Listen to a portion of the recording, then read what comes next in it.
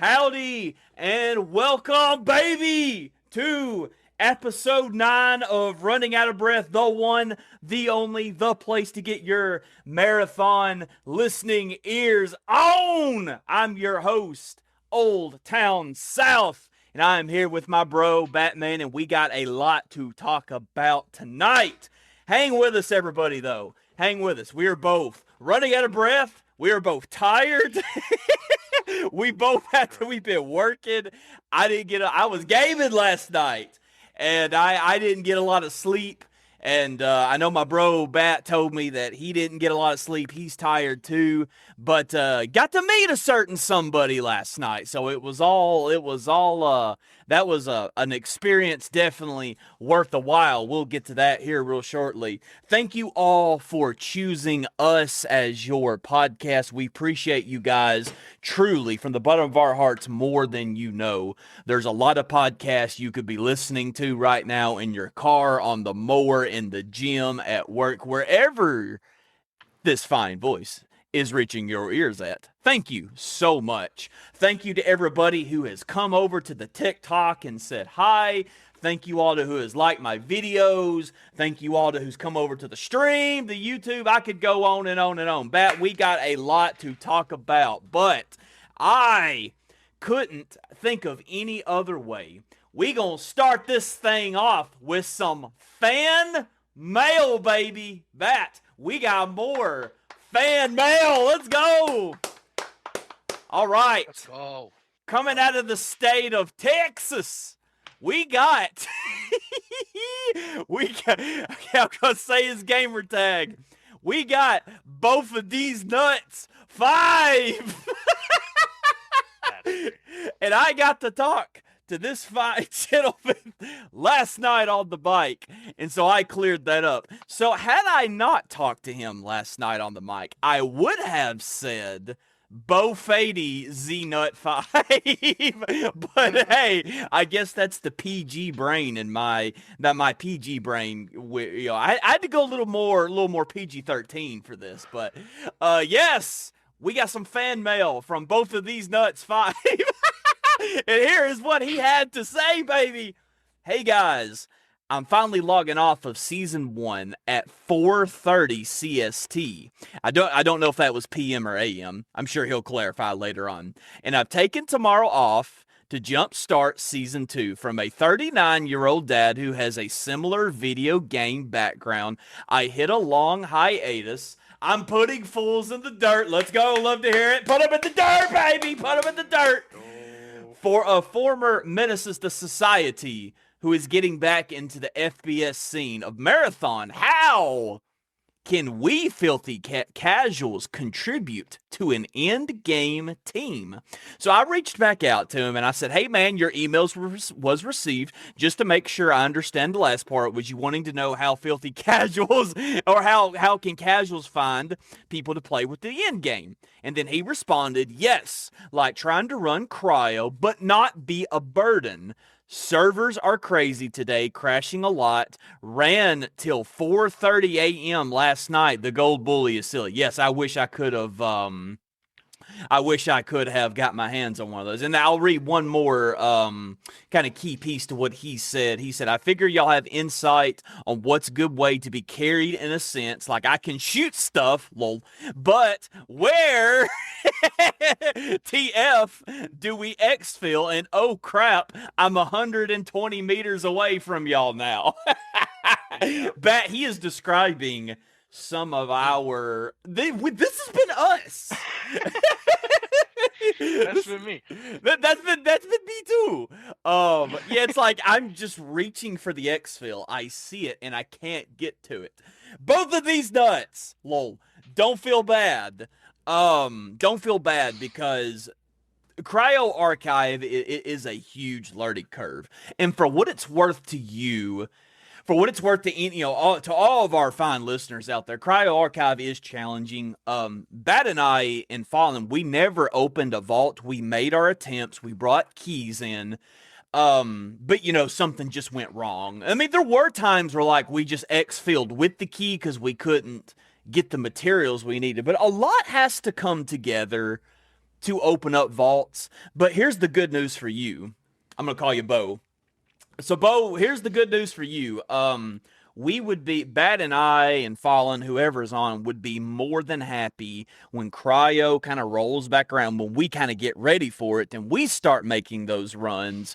We'll be more than happy to get you in with us, man. And that goes for anybody. That's, if there's one, me and Bat are a lot of things. We're a lot of things. We're goobers. We're, we're whatever you want to call us. Knuckleheads, ding dong. I prefer ding dong, but I like dingus. Dingus, whatever, we are a lot of things, but one thing we are not is stuck up.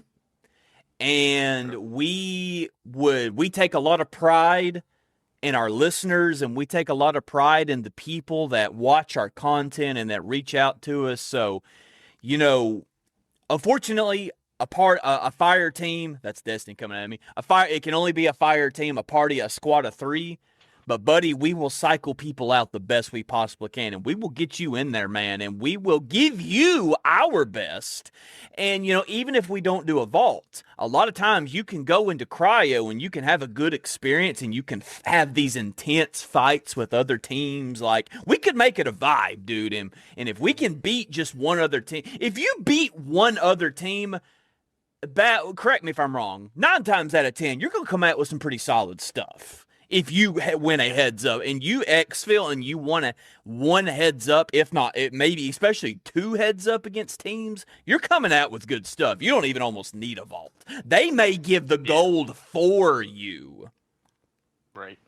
They may give the gold for you. I gave some people some gold. Boy, did I.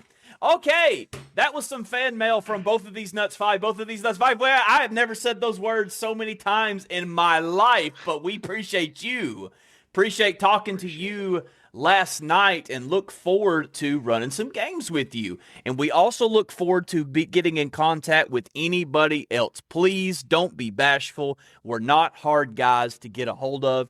Email us through any of the sources that you listen to us on. Tell us what you like about the podcast. Just you talk to us about anything, whatever, maybe what you would like to. I personally would be interested in what would you like to hear more of. That would be really interesting to me. But we're all about linking up with our listeners and linking up with our people. So we're all about that. So Bat, before we get into war stories, which unfortunately in episode 8 we did not get to, breaks my heart a little bit, but that was still a banger of an episode. And by the way, that's our most downloaded episode. It's almost at 70 downloads. Gun to my, there's no gun to my head right now. What I'm about to do right here, there's people when I first got into the content creation space, and don't get it twisted. I'm still a very teeny tiny. I'm a guppy in the ocean in the Twitch space and everything in the grand scheme of things. But there's people that poured into me when I first started, and they didn't have to. I'm going to give 2 names off the top of the bat. I'm going to give 3 names. One of them is Sammy the Bull. He was a, FYC guy that we played with a lot, a friend of ours, and he brought a lot of people over into FYC. He didn't have to do that, to come over and follow my Twitch stream and be involved with my Twitch stream, and that's something I appreciate. There's another Twitch streamer named Scenic Loop. She poured into me when she did not have to. I mean, I would come, I'm going to try my best to find the words here, but I would, there would be times where I'd be in her stream, and she would only have maybe 4 people in there. She should have so many more followers, man. It's a crying shame.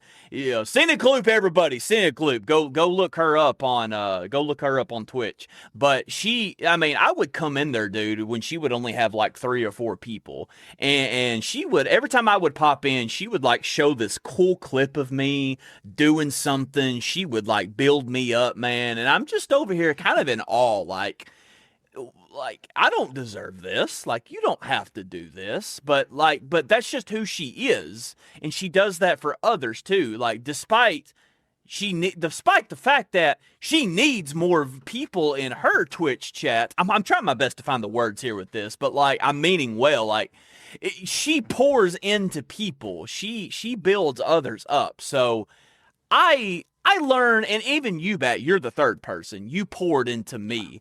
Now, like, I mean, the way you've wrote, I mean, you subscribed to me the other day on Twitch, Bat, and what was it, like 40 months? 49.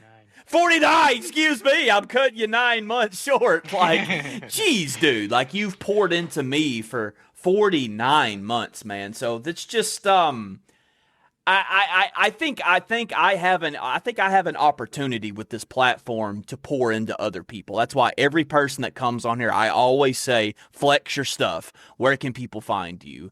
Because I want to pour into others as they've done that to me. So real quick, we won't spend long on this. With that being said, hey, there ain't no gun to my head. I don't have to do this. I want to do what I'm about to do. Real quick, I'm going to give a shout out to 4 marathon TikTok content creators that definitely needs more viewers and they need more people to discover their channel. I don't know much about any of these guys. I've only really been in contact with one of these 4 people. We've messaged a little bit and we've commented back and forth, and I'll mention when I get to him. But yeah, let's go ahead and start. And I'll probably let them all know we gave them a little shout out, and they can take that with what they will. You know, that's up to them from there where they go. But I just want to do this real quick. I just want to pour into others. There is a TikTok content creator. I hope I say this right. Up on D's. He is he is a PlayStation 5 streamer. And from what I've seen about his content is he's always playing some cool metal with all of his shorts. He's a fellow PlayStation streamer. You got to give a shout out to him for that alone.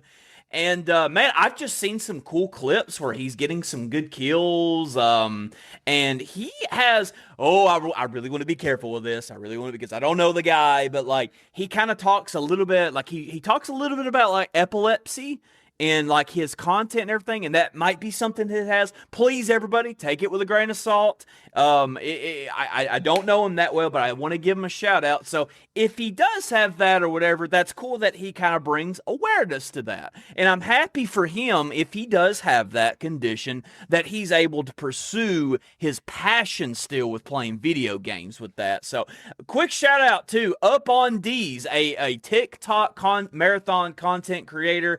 Everybody go check him out. The next guy is the one I have been in contact a little bit with, Mike Drop 1989. He is a Xbox marathon content creator. And I've just got one thing to say about this guy. You better, if you are running out in the wide open and you see a glint, you better duck and cover, because this guy is coming after you with an Outland.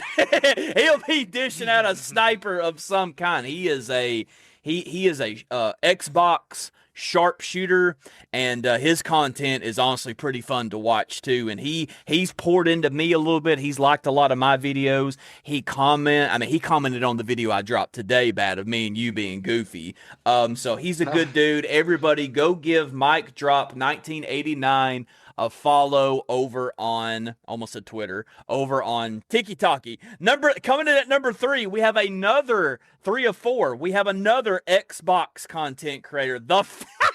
I love this name. The Frag Father, baby. The freaking Frag Father.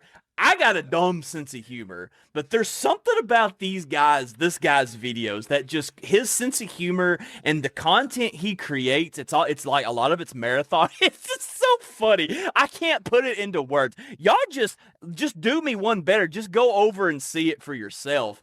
He's a destroyer main. And dude, he's posted some spooky 1v1s and 1v3s of him being what I wish I could be with Destroyer. He's using the thruster boosts at a high level, and he's able to outmaneuver and this is controller bad. This ain't PC, at least from what I've seen. at least from what I'm seeing, if Fragfather, if this ever gets to him, I'm sure I would love to hear feedback. But I think he's an Xbox guy. But regardless, even if he is a PC guy, he uses the Destroyer booster at a high level, and I've seen him win some 1v1s that like I would have died. Like me going up against any of these names I'm mentioning in a 1v1, I don't know. I don't know if I could take any of these people I'm listing off this note. Last but not least, we've got a guy named Killer Kill Gore. Killer Kill Gore. He is a PlayStation 5 TikTok marathon content creator. And what I've seen from him, he uses face cam sometimes. He's a PlayStation 5 guy. He's got some moments, man, that's just like pure skill. Like I saw a clip of him like using Thief's grapple and like lunging up above a dude that was trying to be protected by a bubble shield, and he gunned him down with a Mizzy. Like, I mean, I was just like, good grief. You got chill out, Killer Kilgore. Chill out, dude. But no, he's got some cool content too, some entertaining matches. So I got no agenda. Nobody's paying me. I just these are people that's come over and followed me on TikTok. They've liked some of my videos. I've been liking. We've been exchanging hearts and comments and everything. And I just want. And there's more to come. That's just 4. There's a lot more of them out there. But that's just 4 off the top. I made a little list today of people I want to give a shout out to. Batman. Oh my gosh. So I took, I hope that was a pretty rock solid 16-minute promo. It's time to turn it over to you. And the question I'm going to lead you with is, how are you enjoying, talk about, of course, go any way you want to. How are you enjoying Marathon Season 2 as a whole so far as of June the 8th, 2026, as this recording? What are some goals you have accomplished and reached? What are some goals you are trying to get to? And just so far, in a very in a summarized sense, just kind of what's your vibe on Season 2? What's your thoughts on it so far? So I am absolutely loving Season 2 first weekend. I'm gonna say 100% that my favorite part about Season 2 so far is Dire Marsh Knight sponsored. Yes. I have been playing it pretty much nonstop since the season started. I've been on the other maps like 7 matches. Mm-hmm. That's it. I love the sponsored Dire Marsh Knight. It is so different to what we're used to. It's definitely more challenging than I think a lot of people are giving it credit for. Yes. I think that for one of my personal goals, it is helping me out a very, very large amount. Mm-hmm. And actually, I don't think it's going to be very long. Possibly next week, by the next podcast, that I'll have this goal accomplished. And it's only taking that long because I didn't really play the first 3 days very much, to where I would have benefited to getting toward that goal a little bit easier. But that big goal is completing the Cradle system that they have in place now. Yes, sir. I have already filled out 4 of the Silkweave worms. Let's go, man. 6. Let's go. So let's go. I have been hitting it really, really hard. You've put the house on Zillow.com. As of right now, I have 800 credits in my vault, and that is a sponsored kit. Every run, regardless of what map I go on, I'm taking in a free kit, and I am deleting everything and converting it into the Cradle. And I'm going to keep doing that until my Cradle is done. Only time will tell. Hold your thought, what you was going to go next. Only time will tell. I think you're going about it the right way. I think bite the bullet now. Feed the worm. Get the because that nobody's taking that away from you once you get it. You have those boosted stats. Yep. And then there comes a point to where you get to start keeping the loot you're getting for PvP. Please continue. The second goal that I have set for myself that I swear to every single person listening to this podcast will happen by the end of this season. I am getting Profiteer and I'm going to hit 1,000,000 credits. All right, let's go. Let's pipe it up. Let's go. Come on. Ambitions. I got about 700K last season. And one of the things that I'm actually actively battling in this moment, doing the Cradle system, is gear fear. I'm not holding anything that I'm collecting right now. Right. And that's helping me out a lot because I literally am not afraid to lose anything right now. One of the matches that I did play that wasn't on the new Dire Marsh sponsored night was an outpost run. And we had gotten into Pinwheel. We were doing some stuff, killing some things. And all of a sudden, I went back to the middle, noticed that the red room was open. We didn't open it, but only one of the cubes was opened. So I don't know if we pushed a team and they just couldn't loot quick enough, or if there was a rook that found one thing and just left. Right. But the second cube that wasn't open actually had a gold mod for the new battle pistol. That was a very strange encounter. It's almost like it's a little. You can almost turn it into a ghost story. It's almost like they were on the run from something. It's like they were looting the red room, and like you mentioned, they got pushed. Like something spooked them, and they got out of there real quick. I don't know. That was. How do you leave a gold mod behind? How? It was in a pill that wasn't even opened. So, and I don't know how you walk into the red room and don't open both pills. Period. Oh yeah, yeah. It wasn't even like just peeked in. But in what I was leading into was I've even converted that gold mod. I'm getting rid of everything and throwing it into the Cradle right now. So as soon as it's done, I'll be able to move forward.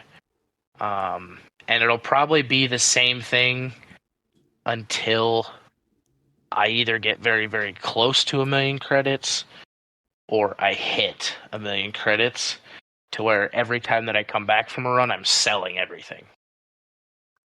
So it's probably going to be a while before anybody sees anything stored in my vault. Right, yeah. Because of your goals, what you want to accomplish. Yeah.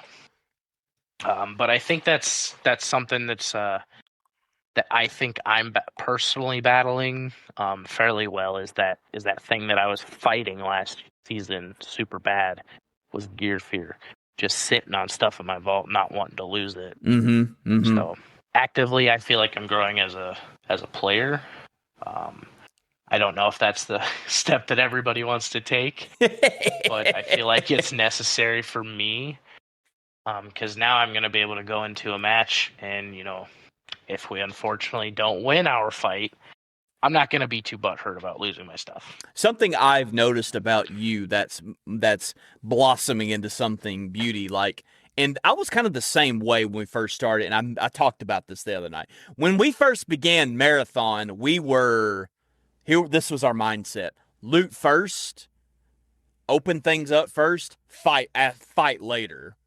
Now, I'm kind of noticing we're morphing into fight first, go after a team, loot later. Like we're becoming more aggressive and offensive players, which is kind of I think is helping us because it's putting us in stressful situations more, but we're learning slowly as a group, we're learning to adapt to those stressful situations. Like we're every time we die, every time we get discouraged and we make a misplay, we learn and we try not to do that again. Especially if it's a big hurt, if it's something that really felt bad. Like, ooh, like why did I do, like I have moments like that all the time. Like, why did I do that? Like, what was I thinking in that moment? Like, the team handed it to me on a silver platter, but I still found a way to mess it up. Like, I feel like the more we put ourselves in these stressful situations, we grow as a team. Our chemistry grows, we build off each other, and we just become better players. And our map knowledge gets better because we're seeing different routes, we're seeing different areas that we can hide or maneuver or rotate to. We're getting better with the different weapons in the game because we're seeing how to use them in different predicaments. Unfortunately, Batman is still not locking in that if there's a team and your team is looting bodies, to not walk away. I gotta stop doing that. Yeah, because it hurts. Hurts a lot. That reminds me a little bit. I don't know if this is the best comparison. It's like these are my struggles on tank. I don't want to get into this too much. This is my struggles a little bit on tank on Overwatch. I see a vision, but nobody else sees that vision. Yeah, exactly. And I go in assuming everybody sees that vision. But sometimes you'd be surprised how much it'll benefit you to kind of just turn around. Just look around. But even if you see no enemies around, just take a quick 2 to 3 seconds. Just look to your left, look to your right, and look at where's my teammates right now. What are they doing? Are they ready to fight? Yeah. I don't want to be the guy that feeds. Because feeding is actually it can be a thing in Marathon. You can feed in a kill. Absolutely. Go ahead. I'm the king of feeding in kills. In this instance, it was more like we had fought a team, we were getting hit from behind, so we turned around and somehow managed to actually kill the second team.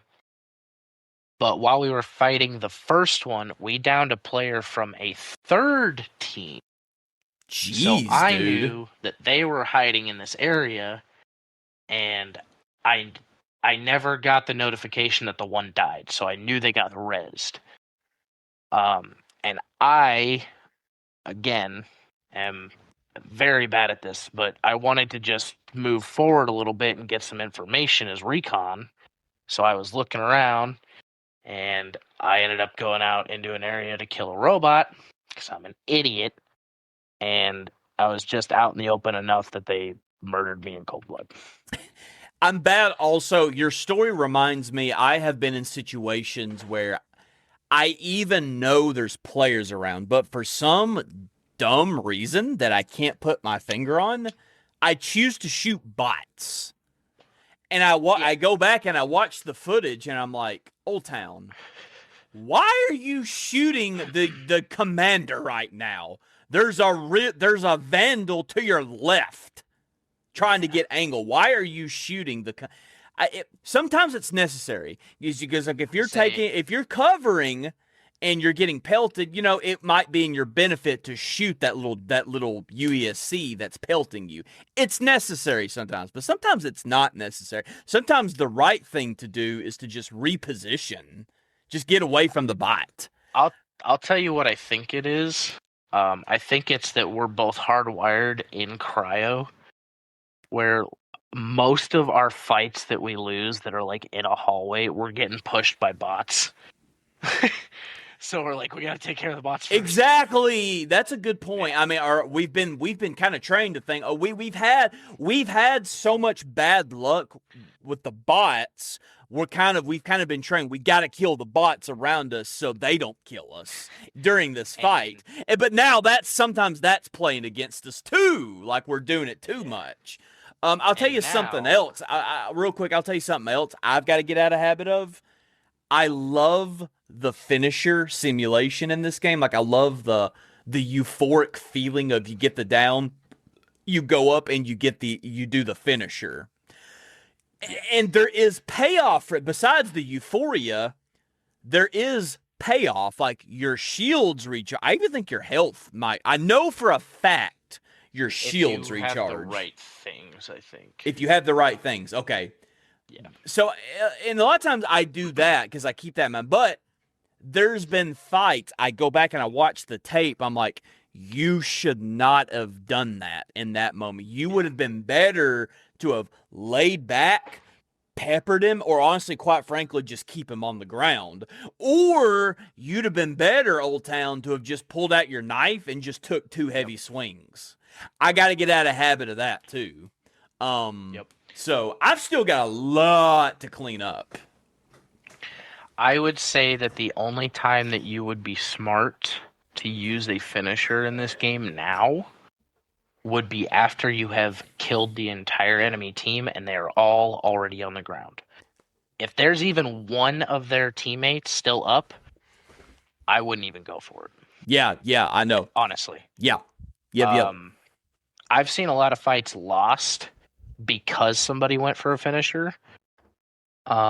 I've also seen fights go better than they could have if they let that person get back up and then you immediately kill them again. Yeah. So it's a very fine line and it's very situational, but there are benefits to both. Agreed. Because if that entire team is down, I'm going to finish them because I want that shield back without using my cells. And if I have the right stuff, I want my health back so I don't have to use my patch kits. Do you know when That is very efficient in my book. My brain hasn't got out of the 7-second revive meta. My brain is still in that when I hear that, I panic and I make bad decisions. Sometimes that bad decision is I need to look up and get ready for the next fight. Sometimes that bad decision is I need to look around me and not get killed by the bot that's shooting, that's actively shooting. When I hear that, I don't know why. I panic sometimes. And I've got to figure out how to get out of that. But again, it's like I said, we're putting ourselves in these stressful situations where we're fighting more. We're looking forward to the fight, the thrill of the hunt. I think that's the biggest deal. We're not doing it because we're like, okay, I guess we gotta fight.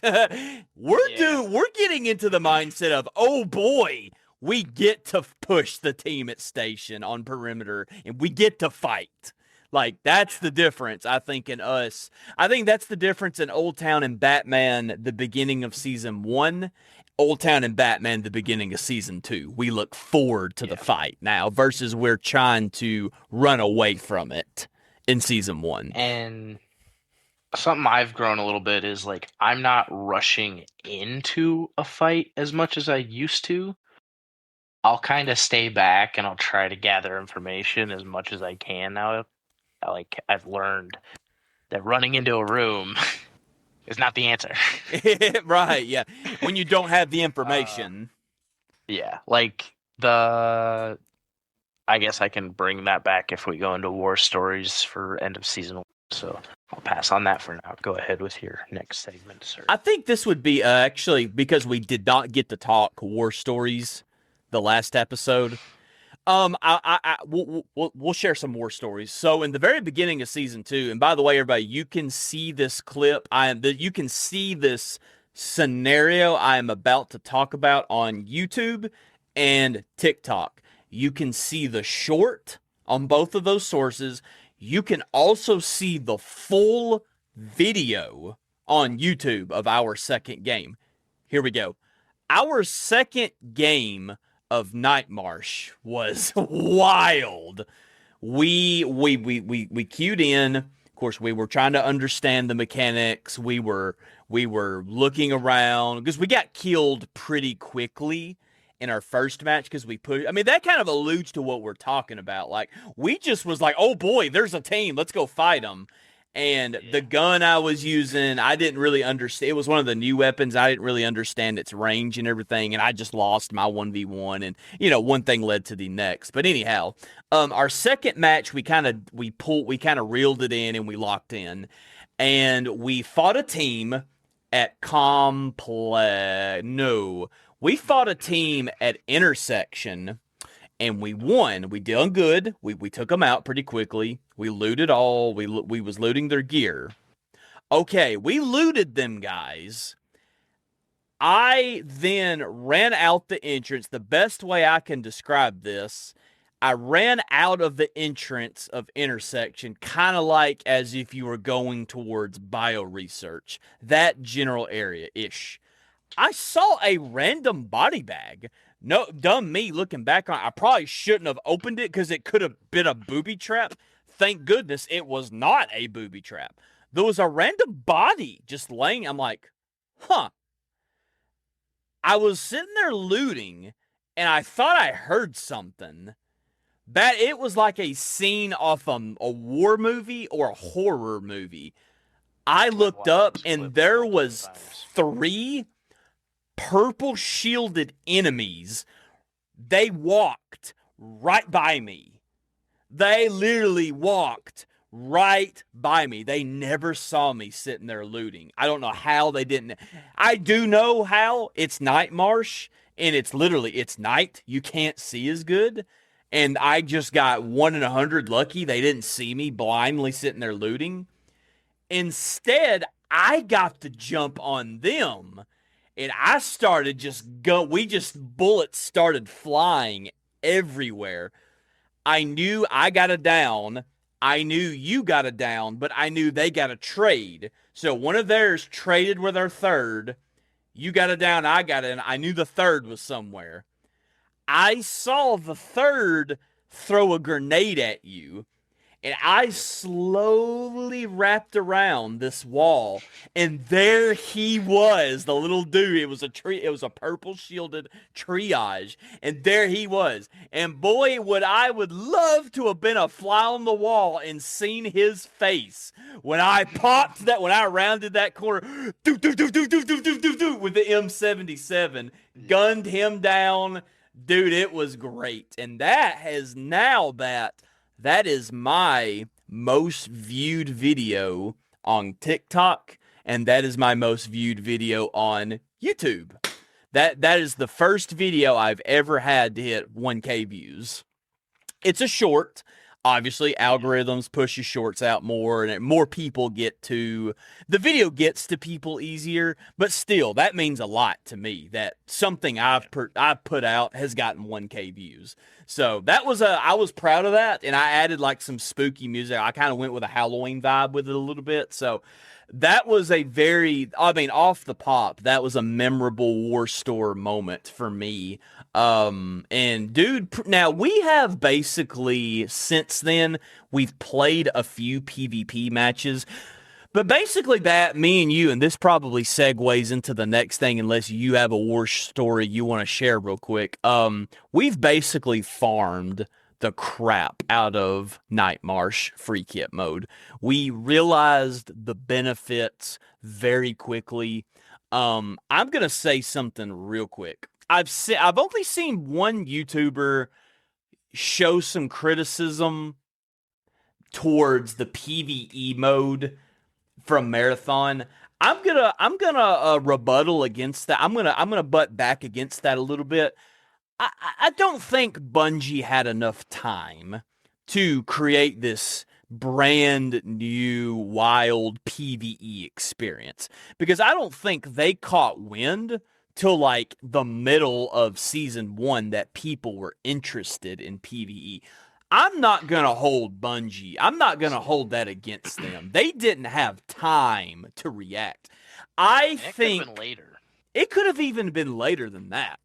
But I'm not going to twist their arm for what we have. I think pretty much what we have been given the PvE mode in season 2 so far is basically what me and you asked for, Bat. Hey, Bungie, Absolutely. give us a game mode. It can be a same map. Give us a PvE mode where we can turn our brains off. We can go in. We can beat up on some bots. We can get some desperately needed resources to help our upgrades. This helps the casuals. The sweat, we've said it before, we'll say it again. The sweats are going to sweat. They're going to get theirs. But this makes it to where we can fight back easier and we can get into the fun, juicy stuff quicker because we're not stressing out about crap. I don't have enough surveillance lens for this upgrade that I really need that's going to help me out. They basically hey, you feel free to go a totally different direction. As far as I feel like people want to hear about that, like what's our thoughts on Night Marsh? What's our thoughts on the PvE mode? For me, it's pretty much exactly what I asked for. As far as the gold room, that's a whole nother can of worms. We tried it. I think it's more challenging than people kind of lead it on to be. But like if you've memorized where the green buttons are in Complex, it can be a decently easy farm. But that's still a pretty challenging thing to farm, and a lot of things you gotta have some RNG on your side with that lab key and everything. I feel like I'm getting ahead of myself a little bit, but Bat, what's your thoughts on how are you feeling, and what's your thoughts on Free Kit, the PvE mode that Bungie has introduced to us? So the first thing that I want to kind of point out is that anything that any game company comes out with and they're putting it out for the first time, everybody in the world should be treating it like a comedy routine. When a comedian comes out and they tell a joke for the first time, they have no idea how that joke is going to be received. No clue. It can go really, really bad. It can go really, really good. For what they did with their first attempt at a PvE styled selection, for me, this is gold. This is gold. I love it. I love the mechanics. I love the challenge that it brings, even though it's not something that's like it's not a Nightfall. Yeah. But it is within the marathon realm. I think it's much more difficult than a lot of people let on. I mean, it's not you're walking in and you're killing these super easy bots and just collecting everything. Yeah, right. Let me tell you something. These bots have auto aim. They do. These bots hit me in ways that I didn't think an AI bot could hit me. I watched a video of a sniper robot jump off a building and do a 360 and then shot someone. That's not okay. A sniper bot should not be 360ing me, okay? I don't even see players 360. That's not cool. Who let Rambo Rook into this lobby? Who let Rambo Rook into this run? No, not Rambo Rook. John Rook. Who let John Rook in this look? I keep reliving that nightmare. Like, I think that specifically the Dire Marsh sponsored version, where it's one team, and that timer is slashed, is actually way more difficult than a lot of people let on. Yeah.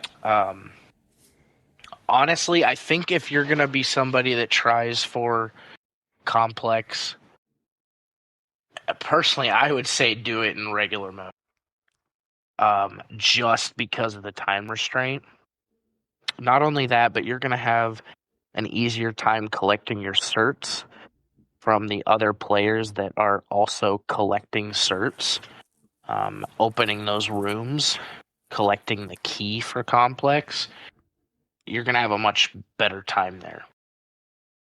But for somebody like me, and this will continue after I finish the Cradle, I'm going to be going in there strictly to farm resources, because at the end of season 1, I was level 120 something, 130. Right.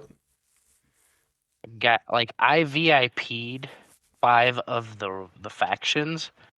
I didn't finish a single one of those factions' 6 capstones. I did not know that. I didn't get all of those upgrades. I didn't get a single faction that I had all the upgrades in. Yeah, I get that. Yeah, I get that. At level 130, that's nuts. Yeah. A little bit of a testament to just how difficult some of those resources were to find. Oh my god, they were nuts. So for me, this mode is a literal gold mine. Unfortunately, I think we'll probably talk about this, but we don't know if this is going to, go away in a week. We don't know if it's going to be put on a rotation. Honestly, I hope it's just in the background all season long. That way, if there's a night where I don't want to go onto Perimeter or regular Dire Marsh or Outpost or even Cryo, I can just go in and shut my brain off. That's what I want. Yeah, right. I don't always want to sweat on this game.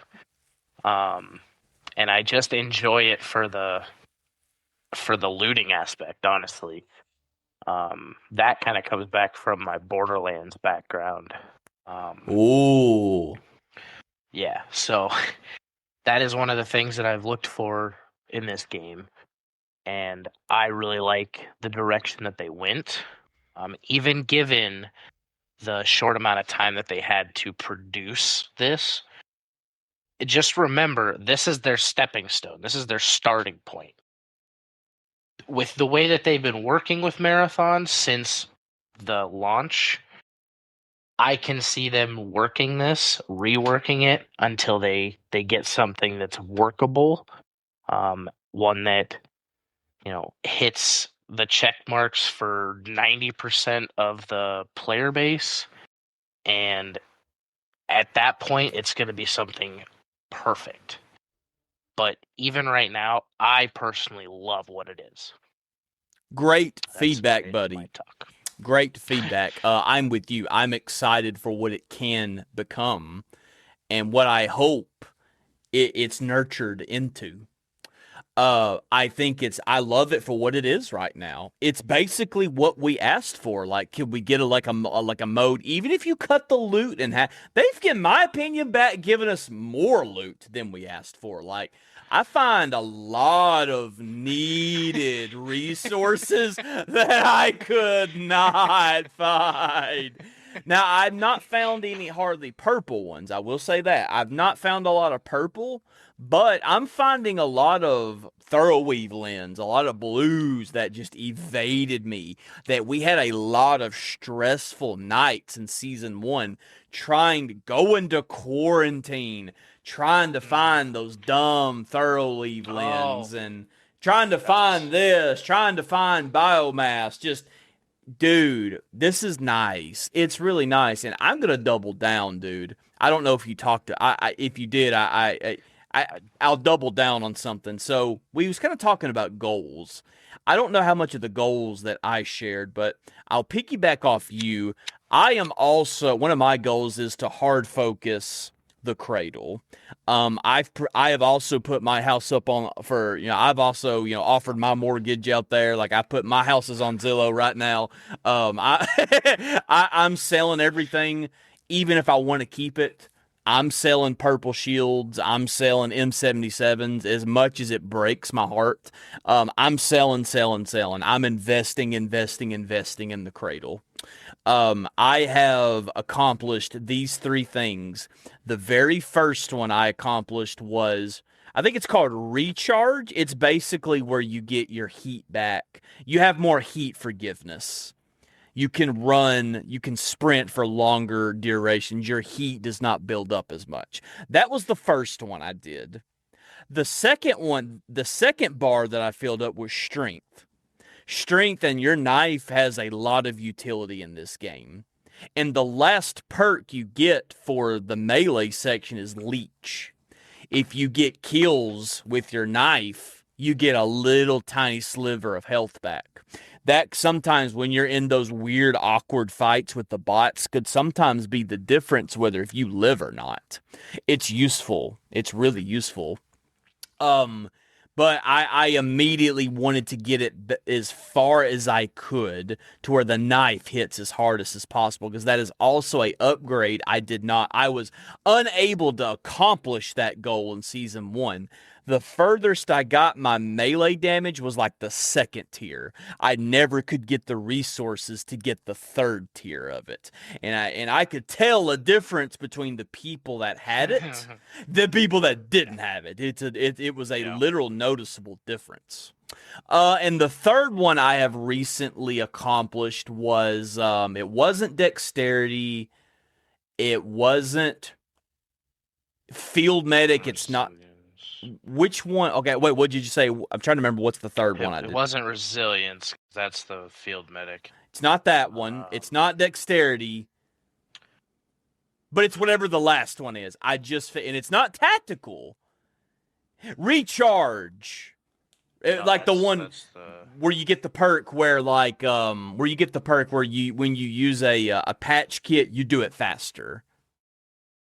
That's the one I did. That one's resilience. That one's at the very bottom. Okay, that one is resilience. Okay. Yeah. That's the one I did. I have not done the medic one where you where you revive teammates faster, and I have not done dexterity, and I have not done where you get your prime and your tactical faster. Those are the three I have not done of the 6. I hope I explained that okay. Yeah. That's all. I focused on those real big. And last thing I'll say, and I want you to take off. Where I have found, you talked about looting, you've talked about just enjoying turning your brain off and beating up on bots, and that's all great, and I love that too. Where I think I'm finding where I have found the most enjoyment of Night Marsh free kit is contracts. Oh my God. Yep. I have been hard focusing new caloric to be specific because I realized something at the end of last season, and it took me the end. I mean, obviously it's kind of like a duh moment, but like it really resonated with me. The difference between a blue shield and a purple shield. Like it really clicked for me. What a big difference in a head-to-head even gunfight. The person who has the blue shield and the person who has the purple shield. And even when you have the purple shield, if you make a mistake, you've got a little bit more wiggle room to react to the mistake you've made. Versus if you got especially anything below a blue, you almost have no reaction time if you make a mistake. One of my big goals is to do like you, to max the Cradle out as far as I can, but I want to have access to a purple shield through new caloric as fast as I possibly can. That has been a priority to me. I am one priority contract away from being finished with new caloric. From there, it'll just be continuing to grind XP, and it'll be continuing to grind the resources. But that's what I've really got my eyes on right now. The Cradle system and new caloric progression. Speaking of contract, hey, before I say that, did you have anything you wanted to say? Because I don't want to cut you off. Yeah, I was going to say that as soon as you started talking, I was like, I should mention contracts. When I tell you that just having the little voice in the back of your head saying, hey, you can do these contracts now. and not have to worry about another team pushing you is so nice. So nice. So It's nice. so nice. There were several contracts that he completed that I was with him were ones that, we had talked about in previous episodes that we had died 80 times trying to complete one contract. He's not kidding. And that honestly set us back so far in the season, because every run we lost everything. We didn't collect anything. The only XP that we got was, whatever we looted that was counting for the factions. We lost a lot of good loot and sanity in the name of New Caloric. Yeah. Like, New Caloric was the one that him and I were both tearing our hair out. I guess one thing that I didn't mention is that I do have a goal for the contracts. I did not complete all of the priority contracts last season. So I plan on doing that this time around. I am going to focus on those. I think it'll probably be kind of mixed in as I'm going for the Cradle and as I'm going for Profiteer. But kind of once those are done, those are going to be, boom, what I'm focusing on the hardest once those two are achieved. But there's a lot of Dire Marsh contracts that I don't know if people are aware. You can do a Dire Marsh contract in Dire Marsh Knight. Correct. Or Dire Marsh Knight sponsored. It doesn't have to say Dire Marsh Knight for you to do it on Dire Marsh. Great feedback. So it is a wonderful, wonderful thing to take advantage of currently.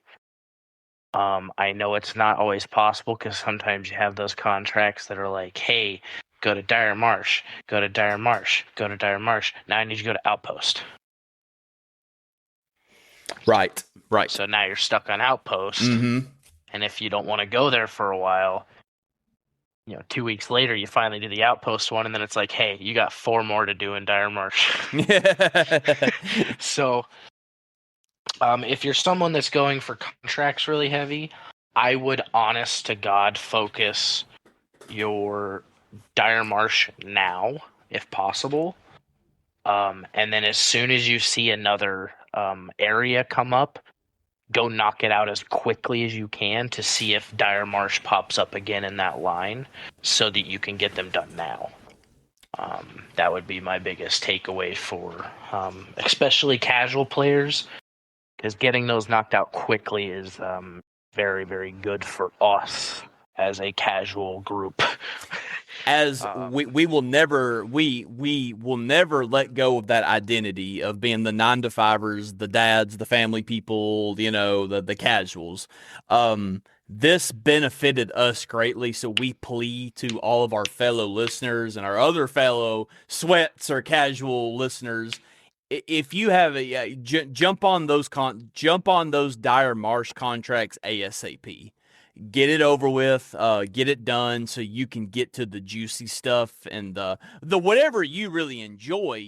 If that's the side of the game you enjoy if that's the side that you enjoy the most out of the game, feel free to savor it. For me and Bat, we're trying to get to honestly, can't believe I'm saying this, we're itching to get to the PvP, and we're itching to get ready to make cryo runs again and to see how far we can see how far we can push our skills to the limit this season. So we've just, we've been really taking advantage of those Night Marsh contracts. And like he said, I'm glad he was specific of it. Even though it says, even if it doesn't say Night Marsh, it says Dire Marsh, you can still do it on the Night Marsh free kit. But jump on it. We don't know what this rotation is going to look like. Honestly, where we might find out tomorrow, because it may it may disappear. And I don't know if it'll come back, when it'll come back. I don't know, because here's the issue, Bat. It was an experiment. Yeah. It's an experiment they was running, and they were experimenting with duos last season, and all of a sudden, one Tuesday afternoon, poof, duos went away, and we never saw it again until this season. Yeah. Which I will let everybody know. If it does go away, Batman's gonna be really, really, really, really, really sad.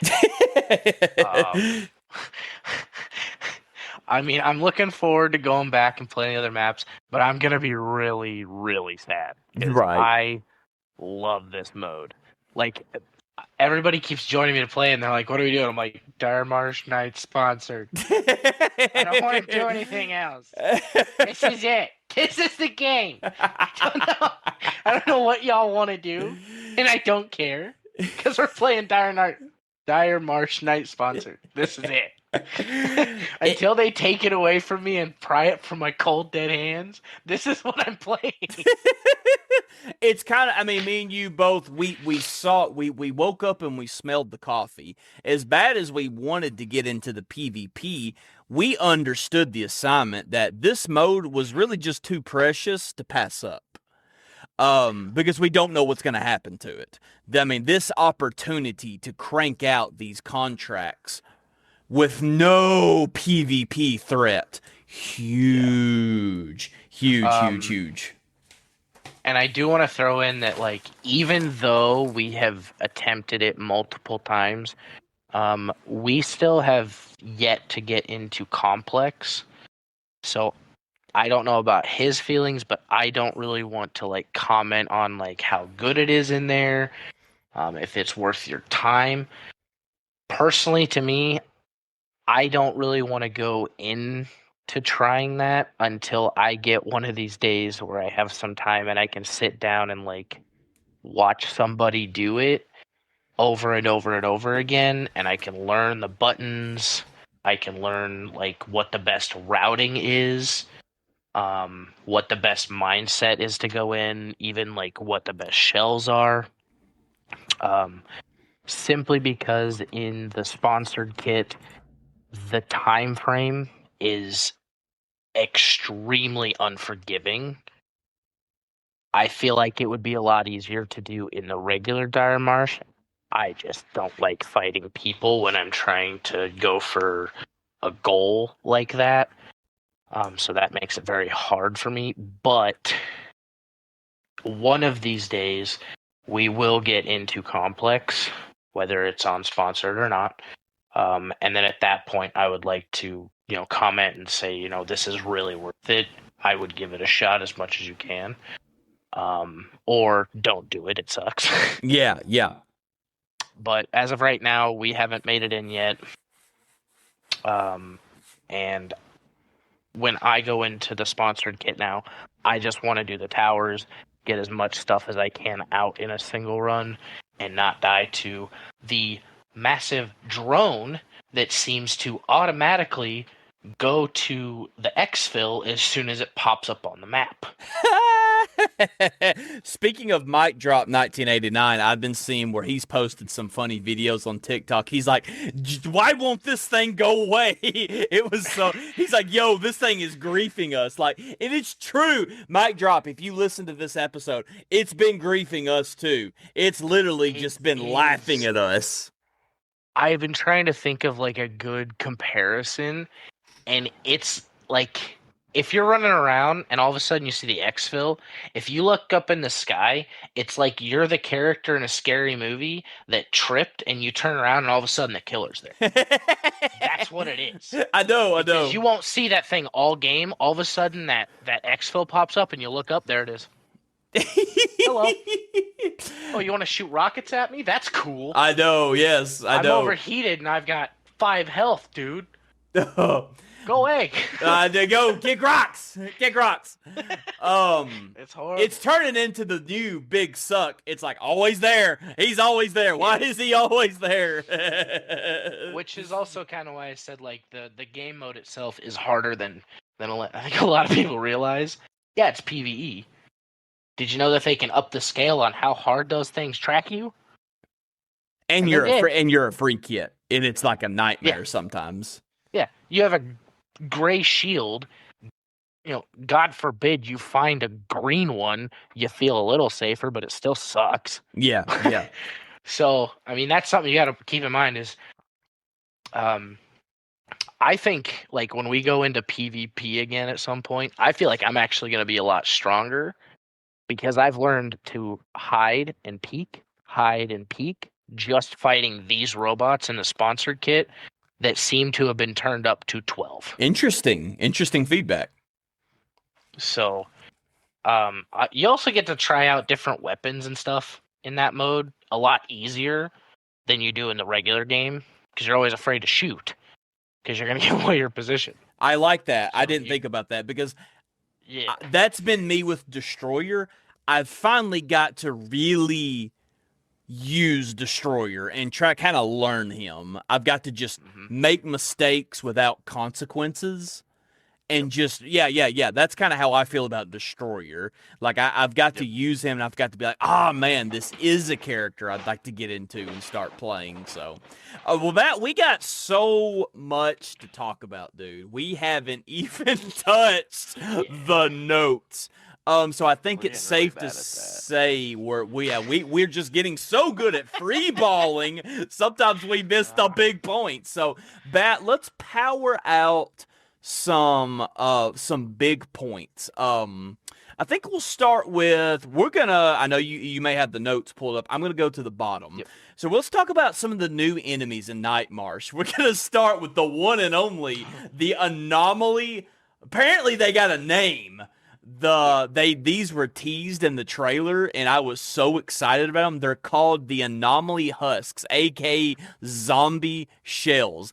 Dude, these things are unsettling. They actually creep me out because like you'll be sitting there with your flashlight on. Can you imagine these things in solos? Oh, yo, I gotta try that out. I gotta stream and I got to run some games of solo Night Marsh. It's creepy. That's probably as close as a horror is almost as it can get for Bungie and Marathon. Because like you'll be sitting, you're like you'll go get my voice cracked right there, but I don't know. You'll hear like this screech. And dude, if you notice, if you look real close, when those things come near you, your flashlight starts flickering. Lore wise, I would like to know more what's going on. It's obviously something with the Anomaly has infected these dead runner shells and have turned them into screams from Destiny. They look and kind of interact like freaking I hate mini. By the way, do you remember mini screams? I hate mini screams. Anyways, Oh my God. they remind me of screams a little bit, but they are creepy. And dude, there's even ghosts in this mode. I've just been sitting there walking, dude, in a building on my own, and all of a sudden, something runs by me, and I just start spraying bullets because I think it's a player. And I look, I'm like, where'd it go? It's a ghost. There's actually ghosts. There's shadow figures in this mode. Yep. They're rare, but they're there. Did you know that they have red eyes? No, I did not know that. They're creepy. And they come in the shells, like the different shells. The one that I saw that had red eyes was a triage. Oh. It was standing still and then just disappeared. I haven't had any of the ghosts scare me. I'll be walking by and I'll be like, "Oh, hey, what's up?" And then it runs away. But I have had the Anomaly Husks scare the crap out of me, dude. Because I'll be going along and I'll just be looting, and I'll turn around a container and all of a sudden one's just in my face. And I'm like, "Oh my God." It doesn't disappear like the ghost. It's in my face trying to kill me. So for those are the ones that scare me. Yeah. Yes, sir. For those that don't know, Halloween is my favorite time and season of the year. I love horror and ghosts and anything, just Halloween. I love it. So this is a dream come true for me that they kind of threw in some horror in this mode, and that just I freaking love it, man. I freaking love it. Which is also something we asked for in our podcast. Yes, it was. It's something we They're asked for. listening. Like, keep the horror coming. Are you listening, Bungie? Are you listening? They are. I think you listening. They're just not gonna admit it. They're not gonna admit it. They're lurking. They're lurking in the Twitch stream. They're lurking. They ain't saying nothing, but they're lurking. They're there. We also have another new threat, the anomalous reverbs, or aka the floating eyes. It's hard to describe these things. It's just you just kind of gotta see them to know what we're talking about. But they're essentially these floating jellyfish, floating clouds, things that are scattered. You can't miss them. They're huge. You can't miss them. These things are actually kind of annoying because they're kind of spongy, and I just got a feeling that we're going to be fighting a PvP match one day in Nightmarsh, and I'm going to be backing up, and I'm not going to be realizing what's behind me, and there's going to be an anomalous reverb, and it's going to start pelting me to my 6. They nerfed the radius on the little deadly yellow plants so that you can back into those and get hit by its little heat-seeking orbs. Get a little evil, a little mean there, Bungie. We see what you did. A little mean there. But yeah, you've got the anomalous reverbs, and I think some of them are actually, they're connected to the anomaly. It's connected to whatever is kind of going on currently at the state of Dire Marsh, adds to the creepiness. But these things are kind of the boogers because they're actually tanky. And those homing projectiles that they fire at you hit hard. And I'm telling you, Bat, write it down, take it to the bank. I said it on June the 8th, 2026. It's going to happen. I'm going to be in a fight. There it's going to be. It ain't going to shoot the person I'm fighting. It's going to shoot yours truly, Old Town. I know this is coming. I know this is going to happen. So, but anyways, that's another new threat that is roaming amongst Nightmarsh. And also we have the one and only, the big suck of them all, the upgraded UESC force, the rocket drone that is griefing, and that's probably spreading the most terror to the marathon community. So this is honestly, especially in the free kit mode, this is kind of the big bad, and this thing's even wreaking havoc in the regular mode. I think they have dialed this thing up, the aggression of it. I don't know if they've dialed up the tankiness of it. I would imagine it's about the same because we have not fought one. We always run from it because we either don't have time, to fight it, or we don't have the bullets to fight it. But like, I think most of the time that's the issue. We know we don't have the bullets to fight that thing. So it's really in the free kit mode turned into more of something you run, like a monster, something you run from. You just run from that thing. You can't fight that thing. Go. Yeah. You gotta go. Yeah. So that's honestly, the rocket drone is turned into kind of the big bad. And then last we have the new warden called the Frost Warden, the complex boss. You kind of asked me earlier what were my thoughts. You weren't comfortable sharing yours because you haven't been there. I actually, have been in the boss room once. We killed the boss, but we ran out of time. We did not get to loot the room. We committed to killing the boss, knowing we were just going to run out of time and die. But I have been in there, and I have fought him. He's a fun enemy to fight. He's not that bad. He's got a hard-hitting, I think he actually has an Ares RG. And he'll knock your face off with it if you're not careful. And he leaves behind these frost mines. He's not too bad, though. I actually personally think the Scorch Warden is tougher. But he can set you up in the bad situation, though. You can't take him lightly. Kitted, I'm confident. We will have no issues with him kitted.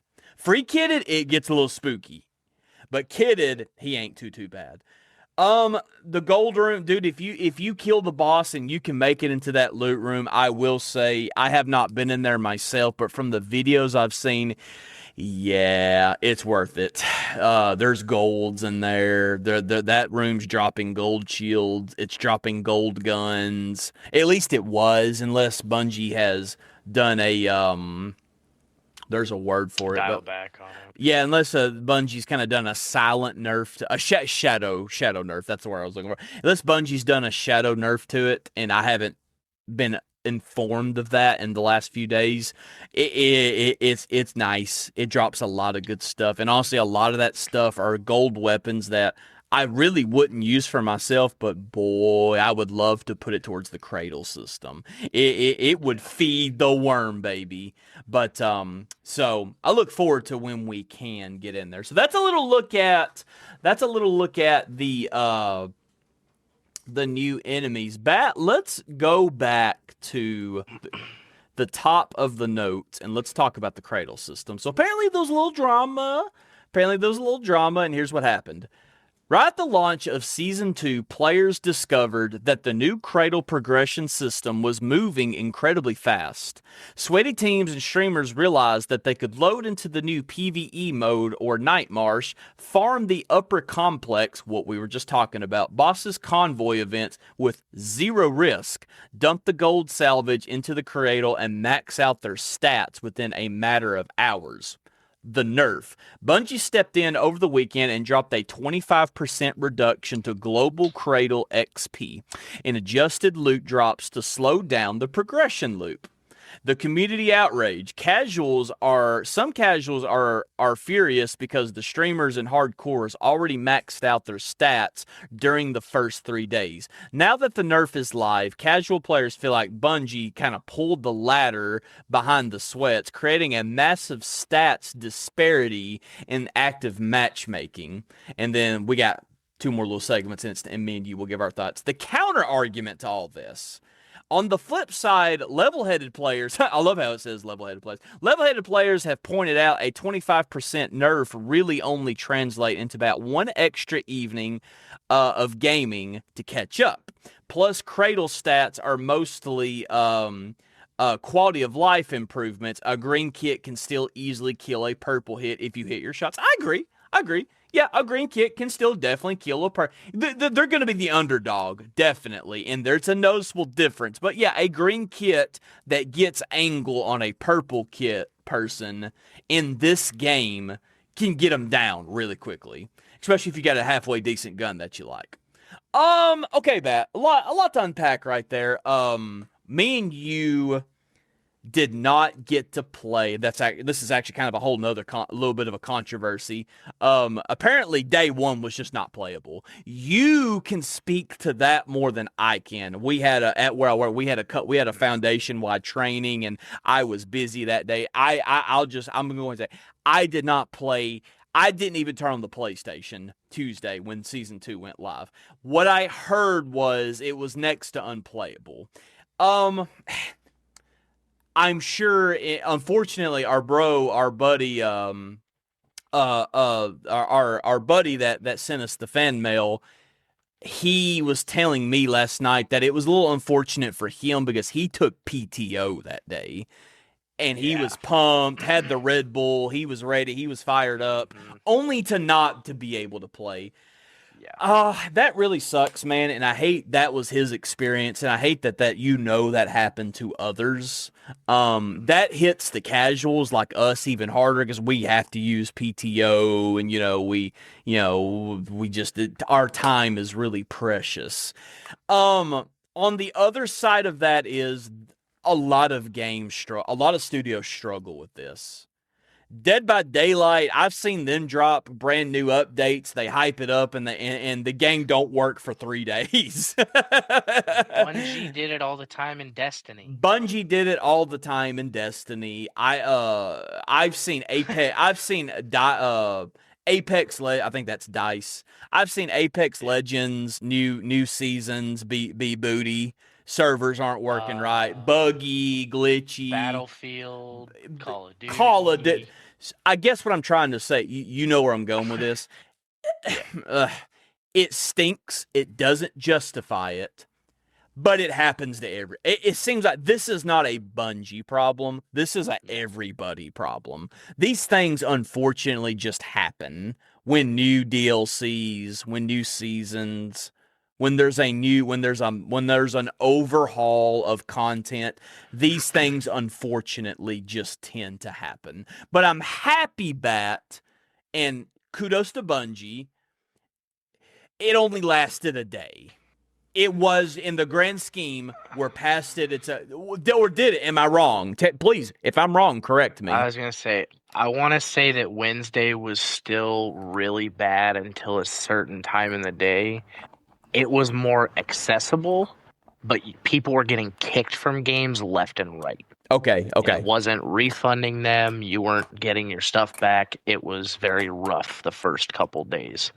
For me to have received some Lux, I believe it's called, or some battle, not Lux, but some silk. Yeah, some battle pass silk. It must have been rough.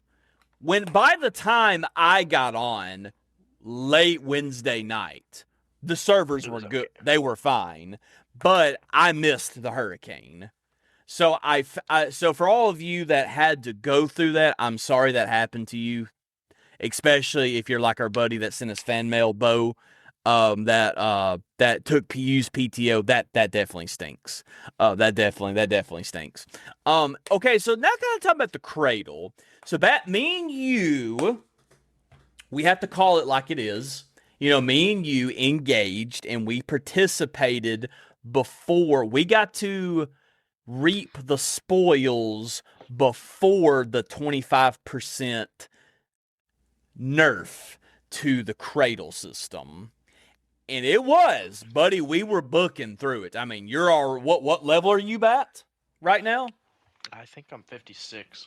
Out of 70? 70. The codex says that there's an achievement for hitting 70. I do not know if that is the max. The amount of slots that are available, I don't know if they are all obtainable, is 84. Yeah. So I don't know if it continues to 80 or if it stops at 70. Yeah. I just know that the codex entry says get to level 7. I'm 56. I've heard both sides of the argument to this, and I don't know how to feel. You've got one side saying this has potentially widened the gap. One side saying if you were there and you grinded it, you're so much further ahead than incoming and especially new players. But then you got another side saying, hey, yeah, maybe you got a bump, but if you take a few days off and the new players keep playing, they're going to catch up. They're going to catch up. I guess I'm somewhere in the middle, Bat. You've got one side kind of saying like, man, why did they should have not done the 25% nerf to allow the incoming players to also ride that and to also catch up. Because I think me and you are in agreement. The part where it talked about players started grinding ASAP and was able to jump in, they were going to 25% nerf, no 25%. They were going to do that anyway. We talk about Johnny 40 Hour all the time. We reference him. Well, old Johnny 40 Hour. He's the Johnson. He's the what's the saying? The family you can't never get ahead of. They're always ahead of you. The Joneses. Yeah, the Joneses. Keep it up with the Joneses. Keep it up with the Joneses. That Johnny 40 Sweat is the Joneses. We're never gonna catch Johnny 40 Hour. He was gonna get it. He was gonna get it done anyway. We are the casuals. And I think we're at a good pace. But let's take a moment and let's try to get into the mindset of somebody that maybe is even on a tighter schedule than you and I, that maybe they didn't get to So season 2 launched Tuesday. Servers were off. It were dead. It was almost a no-go. But let's speak for somebody that maybe didn't get to really start playing till Saturday, and that did not get to take advantage of, now that when they started their grind, they were hit with the 25% nerf. It does stink. This is hard for me, Pat, because I'm in the middle with it. I'm too in the middle. I see both sides, and I don't know really. I think both sides have good points, and I think both sides are right. But I think what I can say is we need new players so bad, and I'll just put my trust in Bungie that whatever they think is best to get the new players on board, I'll ride with it, and whatever they think is best.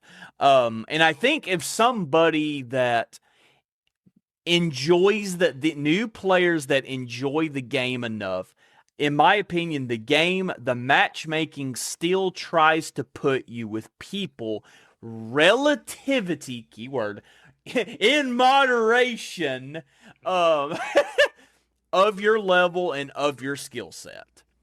So I don't think Tommy with 5 kids that works 60 hours a week and only got on the game Saturday,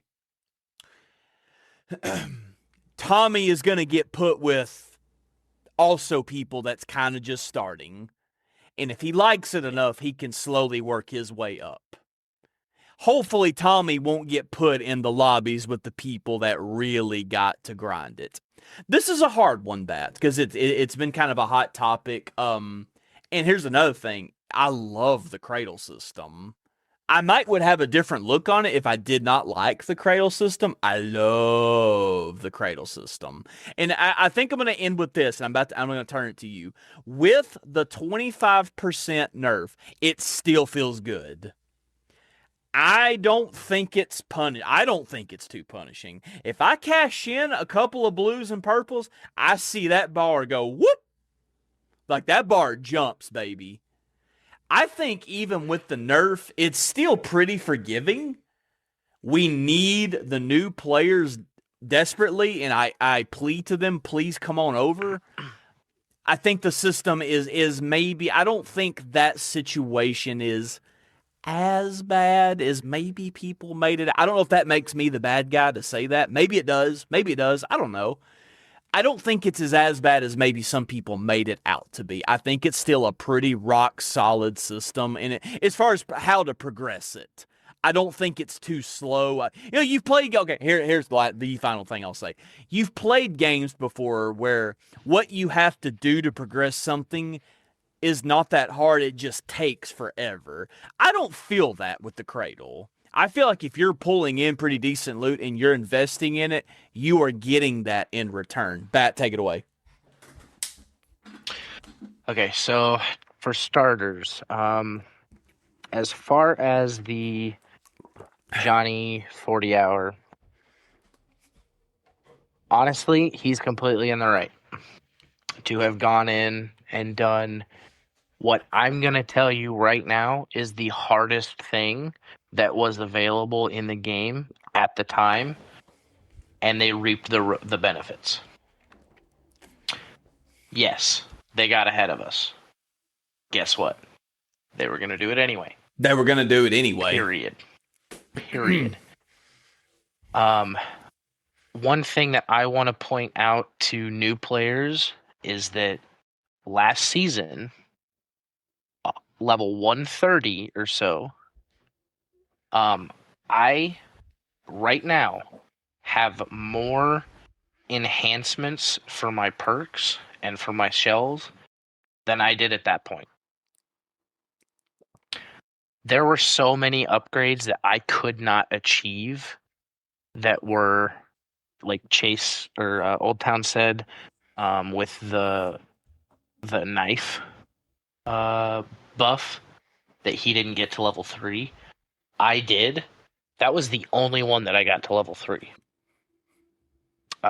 There's so many different ones that I didn't even get to level 2 on. even if it takes you a little bit longer because of the nerf that they put on it with the 25%, in 3 weeks, you're going to have more abilities on your shell than most of us casual players had in the 3rd month of last season. To me, no matter what they do, that's a W. Yes. Mm-hmm. Yeah. That is. Yeah. Like Yeah. right Yeah. now, Hey, I like that. I'm running around. I have. I'm gonna say something real quick. Hold. Hang on to your thought. Hang on to your thought. I have almost just as many character boosted stats and upgrades. Not even a full week into it as in season 2 as I did season 1. I'm a casual. You're a casual. That's a W. Yeah. Please So continue. even like where we're at right now, if you go in and you play and you're grinding and you're taking the initiative as a casual player to go down the path of I need to finish this cradle as quickly as possible so that I can feel this help me later on in my future games, you're going to get through it very, very quickly, and you're going to feel stronger than you did in season 1. I do want to point out, because you had talked about somebody that has even less time playing. Unfortunately, for a casual player, and I experienced this a lot in Destiny, we as a fan base and as a player base, unfortunately, it's going to happen all the time if we're a casual. We have to pick and choose what we play. In this game, you have to pick and choose which path you want to take. Do you want to finish the cradle first? Do you want to jump into PvP? Do you want to experience the PvE map for what it's worth? Do you want to start pumping out the contracts and getting your upgrades done? Or do you want to try to go for complex and be some of the sweatiest people there are? Right, yeah. Unfortunately, we have to keep that in the back of our heads as casual players. So fortunately, I think for me and most likely for Old Town, we chose the path of we're going to enjoy this particular map in its particular setting to accomplish a goal that we've set for ourselves. And I'll tell you right now, when you get to even just filling one of those wheel rooms, the moment you load into your next match, you're gonna notice it. It is such a difference. Leech is the skill at the end of strength, like he was talking about. That is the one and only perk that I wanted last season, and I never got it. I had Arachne VIP first, and I still never got it. It, unfortunately, is one of my biggest disappointments of season 1. So the fact that I was able to load into season 2, I've got it. Mm-hmm. Because I chose to put what I needed to into the cradle to get what I wanted. That is delicious. In week 1. Not month 1, week 1. Not month 3, week 1. I have it. When I tell you that I love Leech, it is so good. Do not rely on it. Do not. Right. I will warn you right now. Don't rely on it. But if you're going into an area and there's 4 bots, shoot 3 of them, knife the last one. It will give you just that little bit of health back that helps you not have to use as many kits.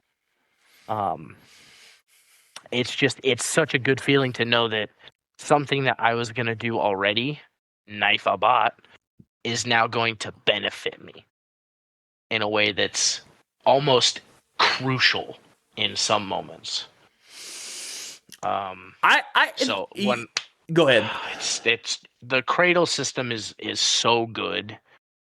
And unfortunately, I do see the side where the casuals are upset, but a part of me also wants to say,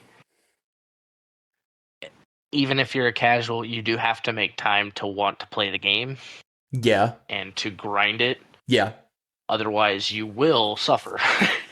That's true with any game. That's true with any game. And that kind of starts getting to like whole other philosophies and whole other territory. Like, yeah, people in other games that have more hours than you, yeah, they're gonna be ahead of you, you know. That's the just unfortunate reality.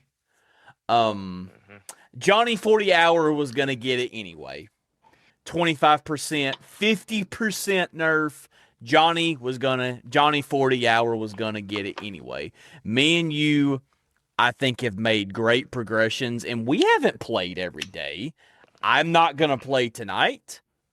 I didn't play Tuesday. I played some Wednesday. I grinded hard Thursday. I grinded hard Friday. I didn't play Saturday. And I played just a little bit last night. And I'm very pleased with my results at being like level 40 something. Very pleased with my results. I was able to we got to own that we was able to take advantage of that buff, that 25% buff that was going on for a little bit. Keep in mind, it was 2 of the 3 days.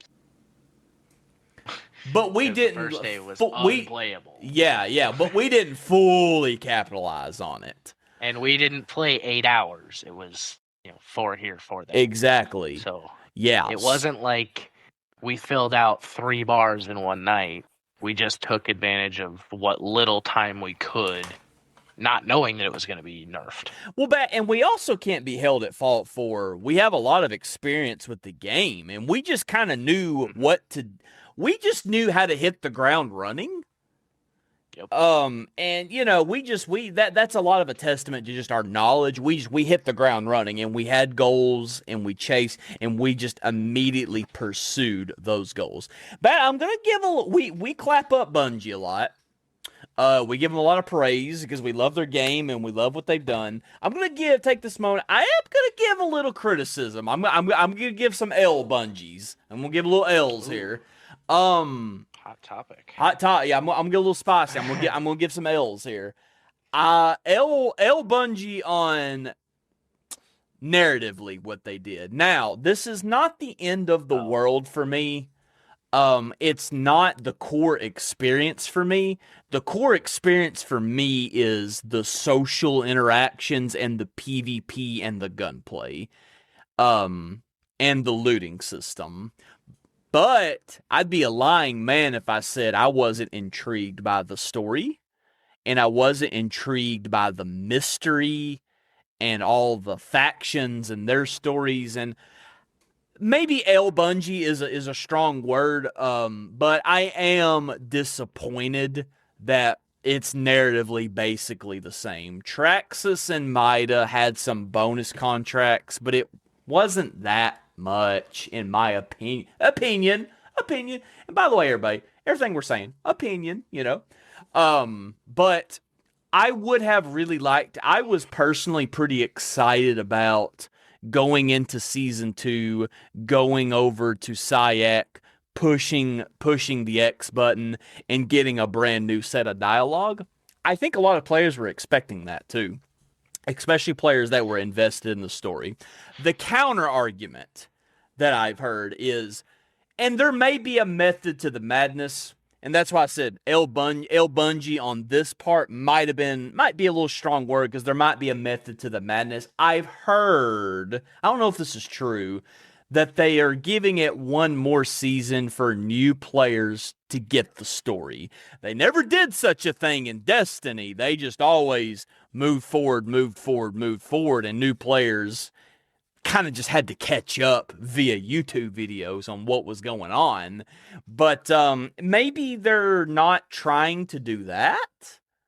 and maybe they're trying to just give everybody a little more time to get the story.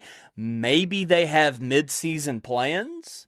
Almost all games have big mid-season patches. Maybe something's coming down the pipe mid-season. I will say that I was a little let down narratively. We didn't have a lot with the contracts. I know Atlas Forged feels a little passionate about that because he's big into lore.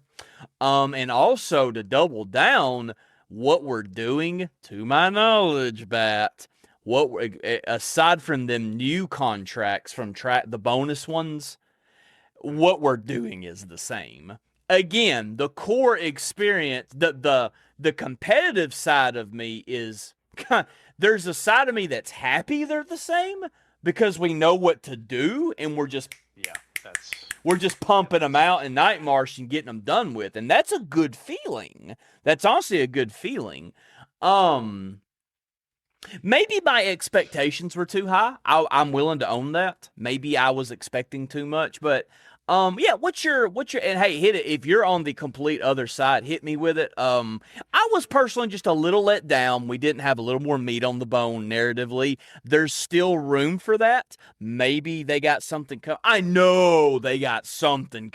It may be season 3. But I know new lore is coming down the pipe. Maybe it'll be mid-season 2. And I was a little let down that we're basically doing the same things. But in another sense, it's kind of nice because we can get through it and we can get to the juicy stuff, which is cryo archive and PvP and the thrill of taking other people's loot. But what's your thoughts on that? I'm actually gonna be really, really honest here. And I'm gonna introduce a character. Elmo's happy that they're the same.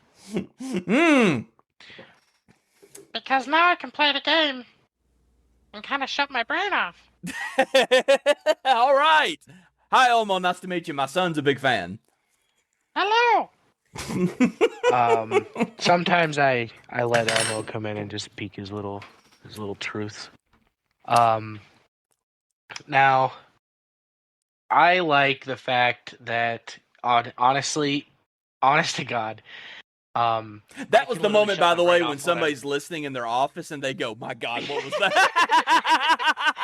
Because you just went from 0 to 100 in the flip side. Yeah. That's the part where somebody's sitting there bench pressing at the gym and. It's just like, what am I listening to right now? Go ahead. There are plenty of other characters that I could introduce at other times too. But the big thing that I wanted to say was, like, I know that they're having the 1 week of free play. So I think that that's probably got to do with a lot of it. Okay, good point. Because a lot of people can't get all those contracts done in a week and then start experiencing something new. Okay. Right? Mm-hmm. Mm-hmm. I honestly have a really strong feeling that because of the returning players, we're all going to be able to knock out these contracts as quickly as possible. And during the mid-season, they might drop something new. I honestly feel extremely strong about it. Okay. And it's something that I've been thinking about since the moment that somebody said the contracts were the same. I'm like, y'all got to wait. Remember, this game is 3 months old. They are constantly testing things. They're constantly introducing something new. Mm-hmm. They're play testing, seeing what the player base likes, what they don't like, what they need to take out, what they need to remove, what they need to add. And I think that narratively, I think we're probably going to see very soon where they start introducing a lot of lore from the original games. And I think they'll probably start tying it into a lot more of, like, where there were like 3 of the AIs originally, and then the different factions and the different planets and different companies and everything. Oh, yeah. Yeah, little did you know, I went back and watched a 3-hour video of the God of Oh, War marathon. hey! Okay, I Yeah, see you. because I wanted to know a little bit more the game that I was playing, and kind of where the roots came. Because when I heard that it was kind of like the inspiration for a lot of aspects in Halo and Destiny, two games I'm familiar with, that was really cool. I'm like, okay, so this is kind of the game that kind of push started several aspects for those games. Um, I would love to start seeing those aspects from the originals kind of leak their way into the newer version of the story. Mm-hmm, Um, mm-hmm. One thing I love about like movies and stuff that have remakes is being able to see the vision of what the original movie wanted. Maybe not the same narrative, maybe not the same characters, but sometimes even just the visuals to where like that's what they wanted back then, but they couldn't do it in their time frame or their era. Now we get to see what they wanted to make. I think that would be really cool with Marathon. Great feedback, Bat, as always, man. You bring to the table. You kind of reeled me back in there with the whole like, be patient. Um, It's something always in the back of my head, man. be patient. There's probably something, and I kind of was talking myself into it as I was talking, but you really reeled me back in, talking about like, hey, something's probably coming mid-season. I probably set the bar narratively a little too high. That, oh man, I can't wait to hear what Syak, New Caloric, and all these people. I can't wait to hear what they got to say now, like what's going Yeah. on now. I mean, kind of compare it to like reading a book. You wouldn't necessarily want to sit down and read, an 18 book series in 3 days. Sometimes you want to let that simmer a little bit, let it take its time, do its thing, learn it as it comes naturally. You don't want to force feed it all to everybody at the same time. For sure, man. I like that. I like that.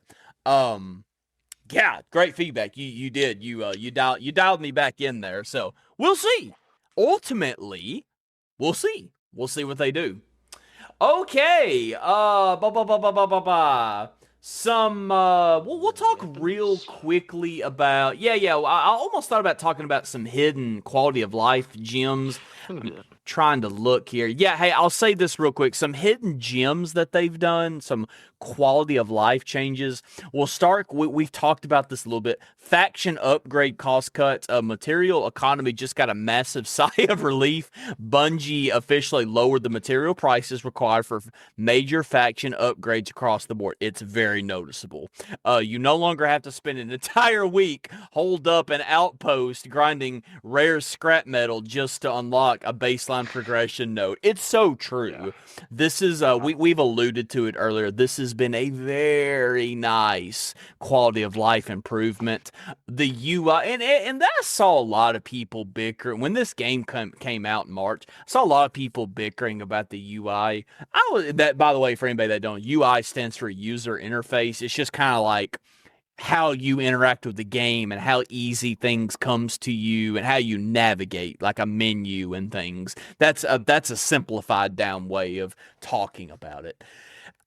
I'm over here like, y'all, it's a baby. It's a baby. Yep. It's going to get better. And guess what, Bat? What did they do? They immediately it's gotten better. I'm just over here like, you just had to wait. Some people, I'm just over here thinking. Sometimes I just think. Now I know I'm 32 and I got a little wisdom, but I'm like, use your brains, y'all. Like, use your brains, chill out. They're gonna make it better.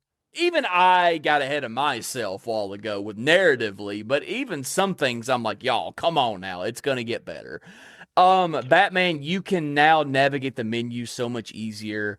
It doesn't feel as clunky, like they've organized like clips, clip mags more neatly. They've organized barrels more neatly. They've organized chip mods more neatly. It Now, looks better, dude, in my are you opinion. talking about like mainly in the armory Correct. where they're separated? Okay, Correct. Yeah. yeah. It does look a lot nicer and it's much easier to navigate. Yeah. Overflow inventory inspection. You can now inspect weapons sitting directly in your overflow inventory, allowing you to strip or tear down their mods without needing to clear out vault space first. This is an absolute godsend for console. Hallelujah. Let's clap it up. Yeah. Ziegler. Come on, Ziegler. Help us out, Ziegler. The reason I'm laughing is because it's going to be so long before I see Vault Overflow. Because I am converting everything, and then I'm going to sell everything. It's going to be so long. I think it was Atlas the other night that was like, oh, my Vault Overflow. How? What? How? We're not even a week in. What do you mean? I will poke a little fun at Fallen. Wait, are you talking about Atlas or Fallen? I think it was Atlas. I was gonna poke some fun at Fallen. I was gonna say I've noticed he's a little bit of a hoarder too. Like like did you see his stash of bullies? I'm like, dang son. Yeah, no. I don't know if I've gotten to play with Fallen yet this season. I've played with him a pretty good amount, and we've had some really good matches together. I thought he wasn't available till today. No, yesterday. Yesterday he became yeah. Yeah, and I wasn't on. So I kind of got caught up with him yesterday, and we played and we had some good matches together. But so yeah. We have also this is especially for casuals. We should definitely point this out. The Tuesday reset, which is tomorrow, starts tomorrow, June the 9th, 2026. This is cool. The Tuesday reset, supercharge buff to reward players with limited time. Old Town South, true Batman.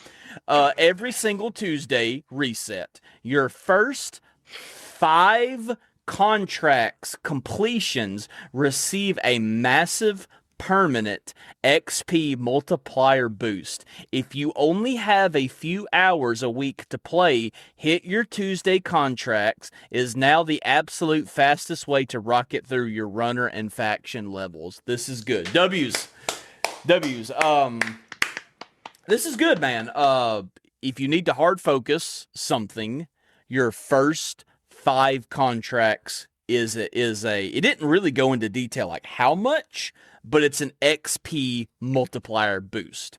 If you really want something from Traxxas, if there's an upgrade you really got your eye on, or if there's something you really want, like an upgrade that the armory from Traxxas will eventually give you, do your focus on Tuesday at the beginning of it when you can play. Focus as much as you can on that faction that you're the most interested in, because you're going to get a bump. So tomorrow, for example, everybody, whenever I get to log on starting tomorrow, whenever I get to play, I'm focusing new caloric right now, so I'll get a bump for my new caloric contracts that I complete, my first 5 according to this. All good stuff. I mean, we knew that. We knew it was coming. We knew improvements was happening. All right, let's kind of, there's still a lot more notes. Let's talk very briefly. We're not going to get to nerfs. We will save buffs and nerfs for episode 10. We'll save that. I'll take this from my notes and I'll put it into episode 10 notes. So we're gonna go by that. So let's get down to the new guns. We'll talk about the KKV 9SD. This gun is really cool. This is the new SMG, if anybody doesn't know, with the built-in suppressor. I don't know if this, I think it ultimately was their intention. I'm going to give another shout out to Mike Drop 1989. He showcased a TikTok short of like how serious this thing shreds at close quarters. This thing is a demon. There's like, if you've got a green shield and somebody has a green KKV9, you're cooked. You're not reacting. The TTK is so fast. That's just the best way I know how to say it. It's a demon. It has a built-in suppressor. It has a folding stock, so like you can kind of choose if you want it to be a little more accurate or if you want it to have like a higher handling stats. This is a cool gun bat, and I think it's in an okay place as of right now. To be continued. I got my eye on you, KKV9. I got my eye on you. But there is a discrepancy with it. If I'm so many meters out, I'm going to win with something that has semi decent mid range, like an M77, a bully. Even a bully's got a lot better range. So the range is not good on this thing, but I'm kind of hearing through the grapevine, this is this is one of their counters to anti-shotgun meta. This is the thing to keep shotguns in check. What you think about that? That I will say is I want to say that is 100% fact. They built this weapon with the full purpose and intention to counteract shotguns. I am all for it. I love this little SMG. I've used it multiple times. Granted, anything that we're going to talk about with weapons is mainly going to be facing the UASC. I want to make that first, foremost, and clear. Because we haven't, I know you've played more than I have on the PvP side, but we still haven't played a lot this season. So everything that I'm going to be talking about is going to be versus the UASC.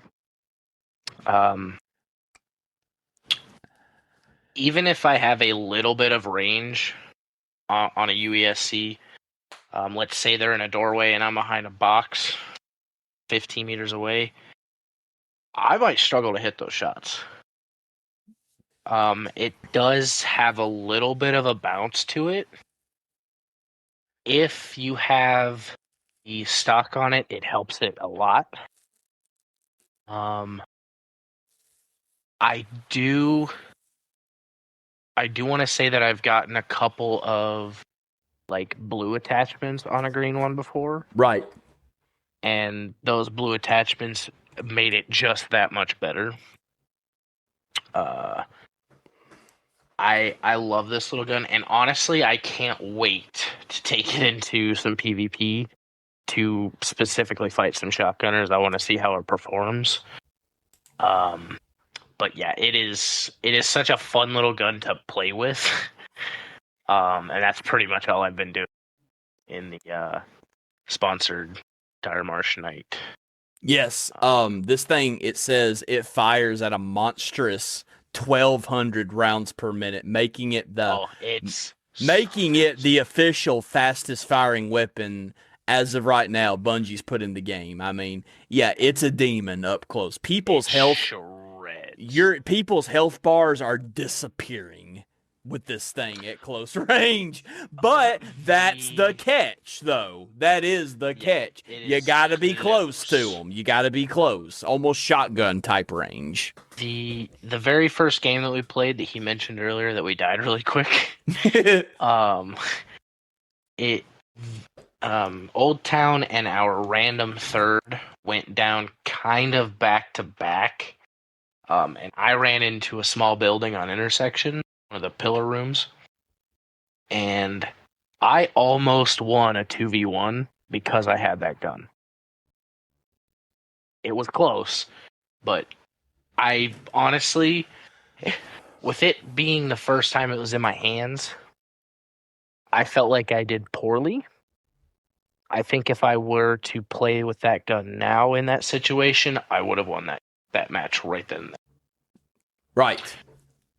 So, if you're in the correct circumstances and you played with the gun enough, you're probably going to feel very confident. Time will tell. This is a gun. I like my stance on it. I'm watching you. I'm watching you. We just got to see. I'm not ready to put it in the Dookie tier. I'm not ready to put it in the S tier. I'm not ready to. I don't know. I don't know. I need to see it more. I need to use it more. I need to go against it more, and I need to use it more to come to a decision. Honestly, I can't wait to see purple attachments and possibly even gold on it. Oh, that's spooky. That thing is gonna be. It's gonna be the devil. It will surpass being a demon. It'll be Satan. Satan. It will be Satan. It will be the devil himself.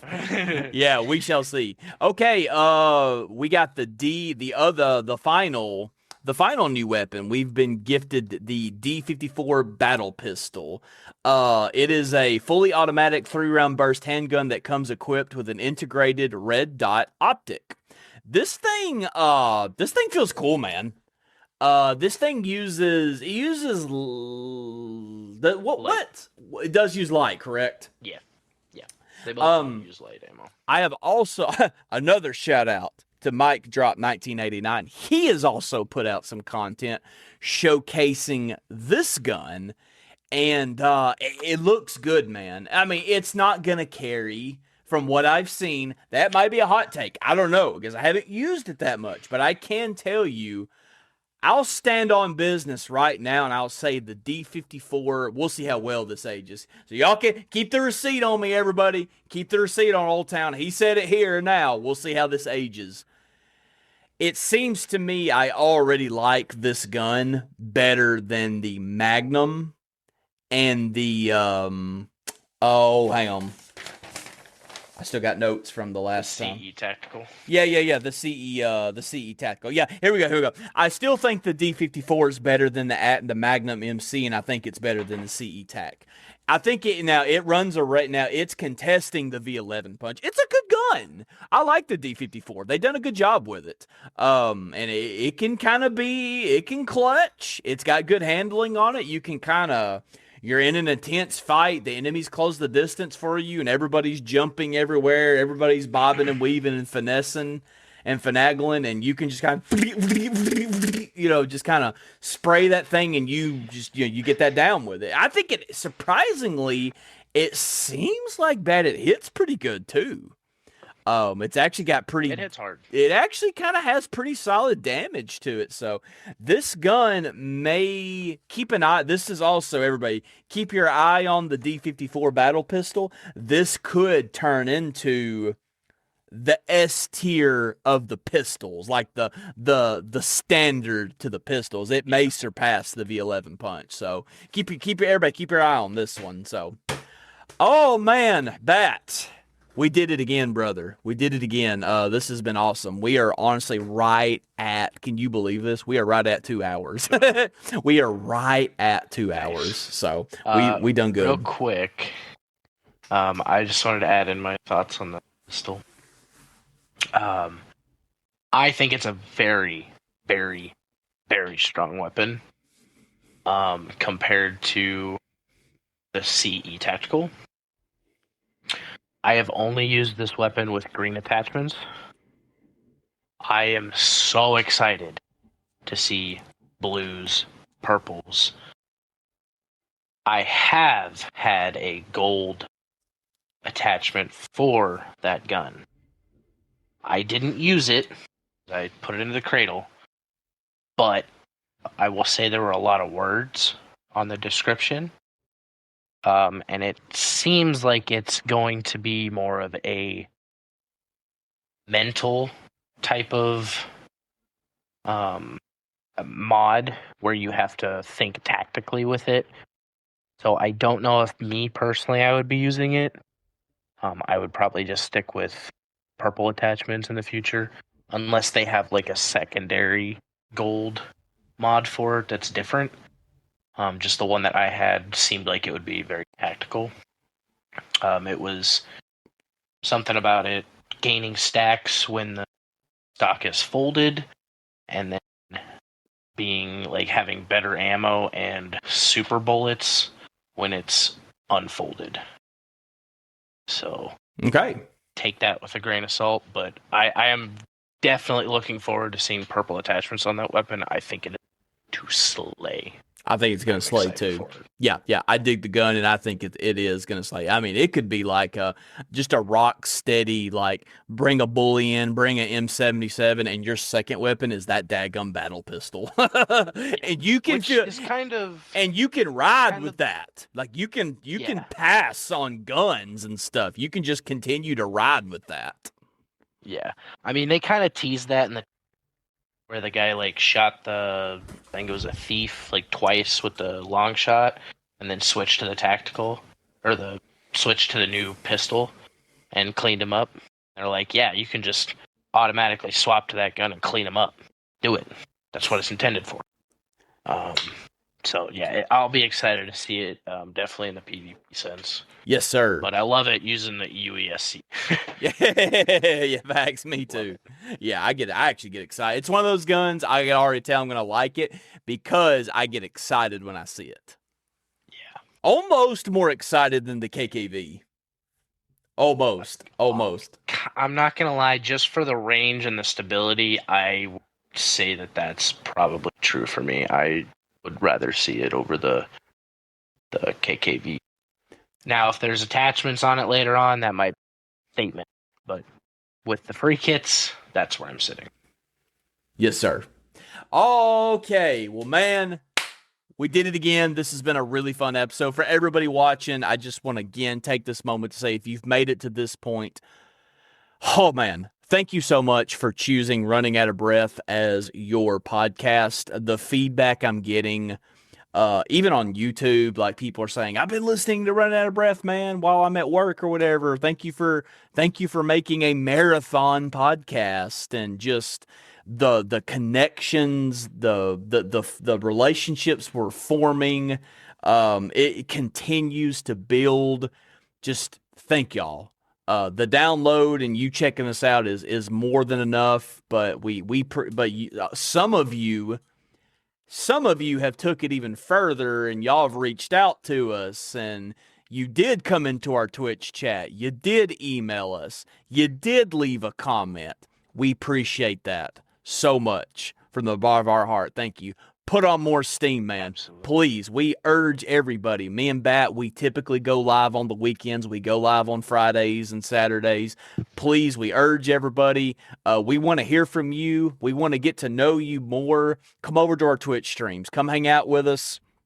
Come talk to us. Come tell us you're from the podcast, and we'll all just have a jolly time together. We're not hard people to get a hold of. We pride ourselves in being one of you, and we want to be as easy access as we possibly can. We obviously can't play all the time, which is why we claim the casual title, but we would be happy to play with you. We would be happy to meet with you, and if you want to play, what I'm ultimately trying to say is, if you want to play with us, let us know. Send me an email through your source. If you Spotify, Apple Podcast, hit that send email button that you can find.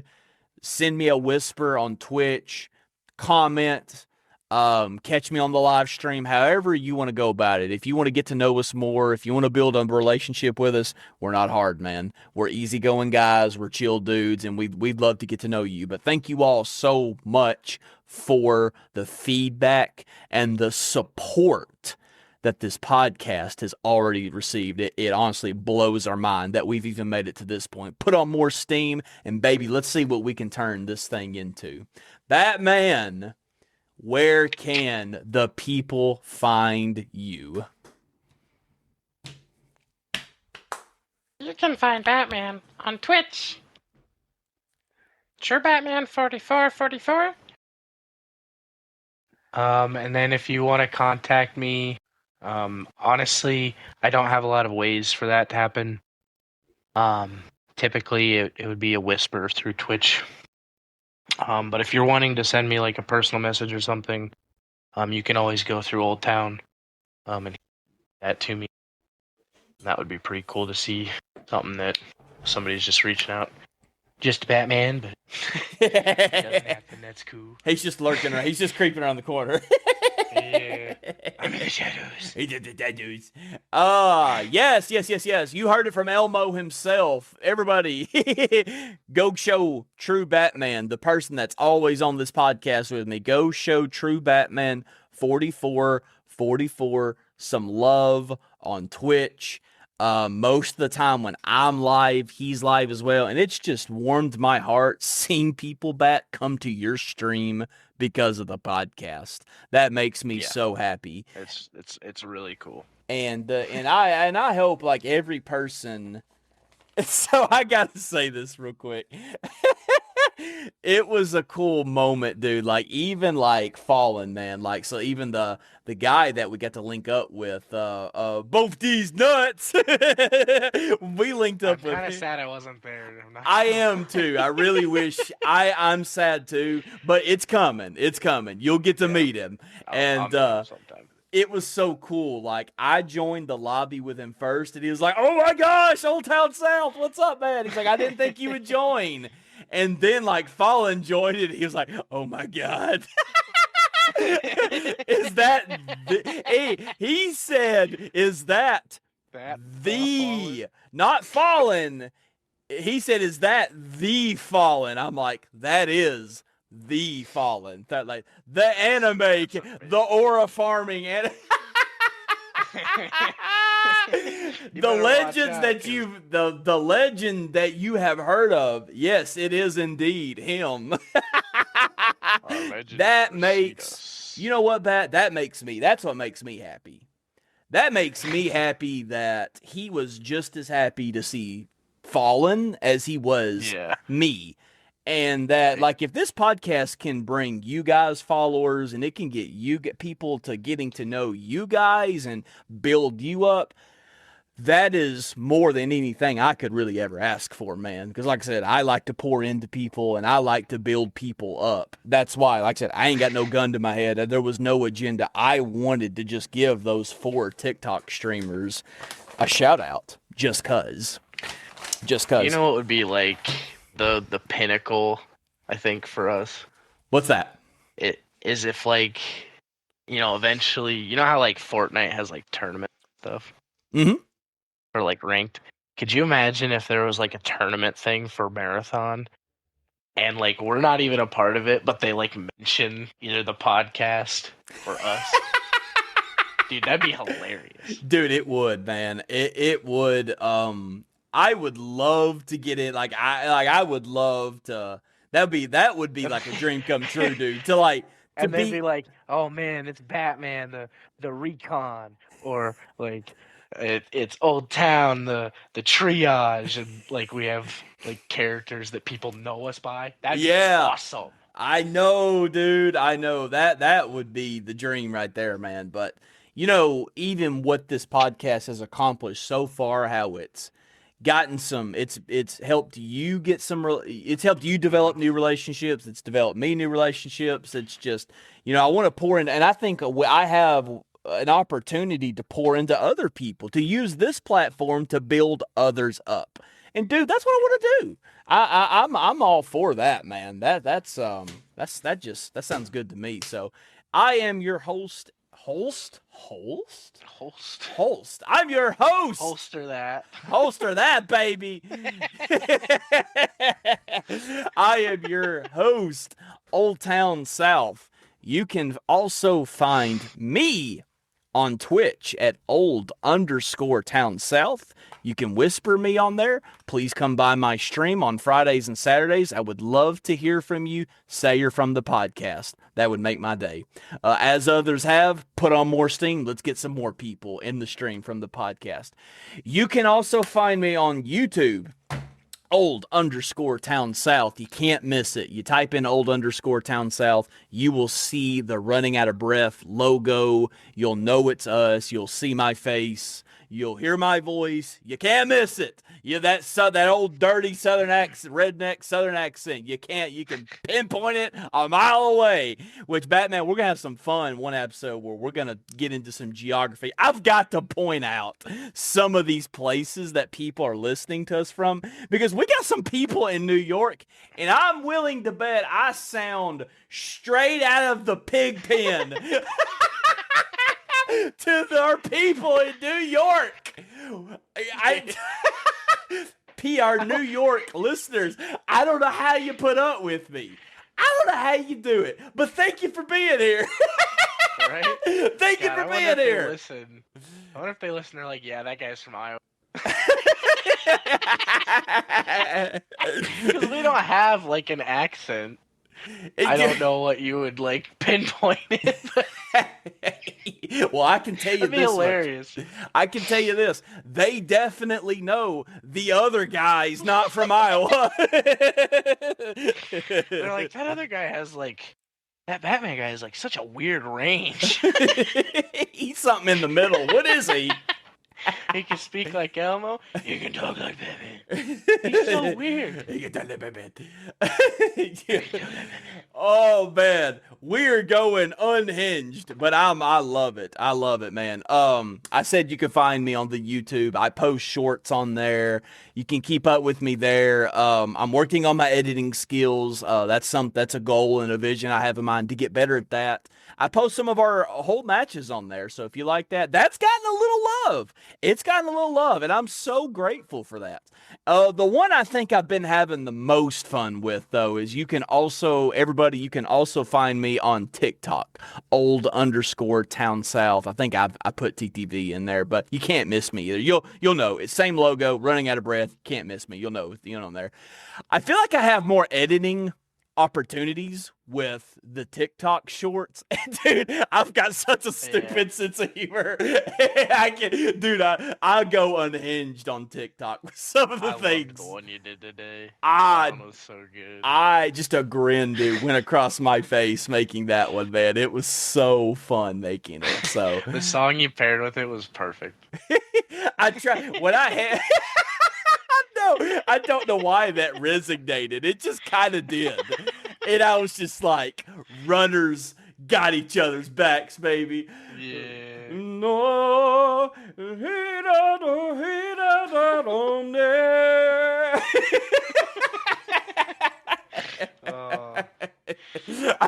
That's been stuck in that has imprisoned my brain all day, and it won't go away.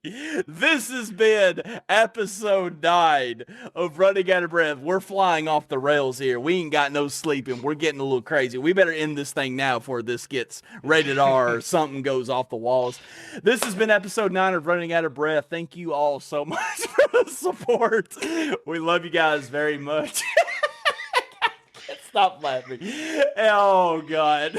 It's getting bad. Anyways, love you all. We will catch you all on episode 10 when we have the big come together for our past guest, and we have a big hoorah on season 10. See you all there. Don't miss it. See ya.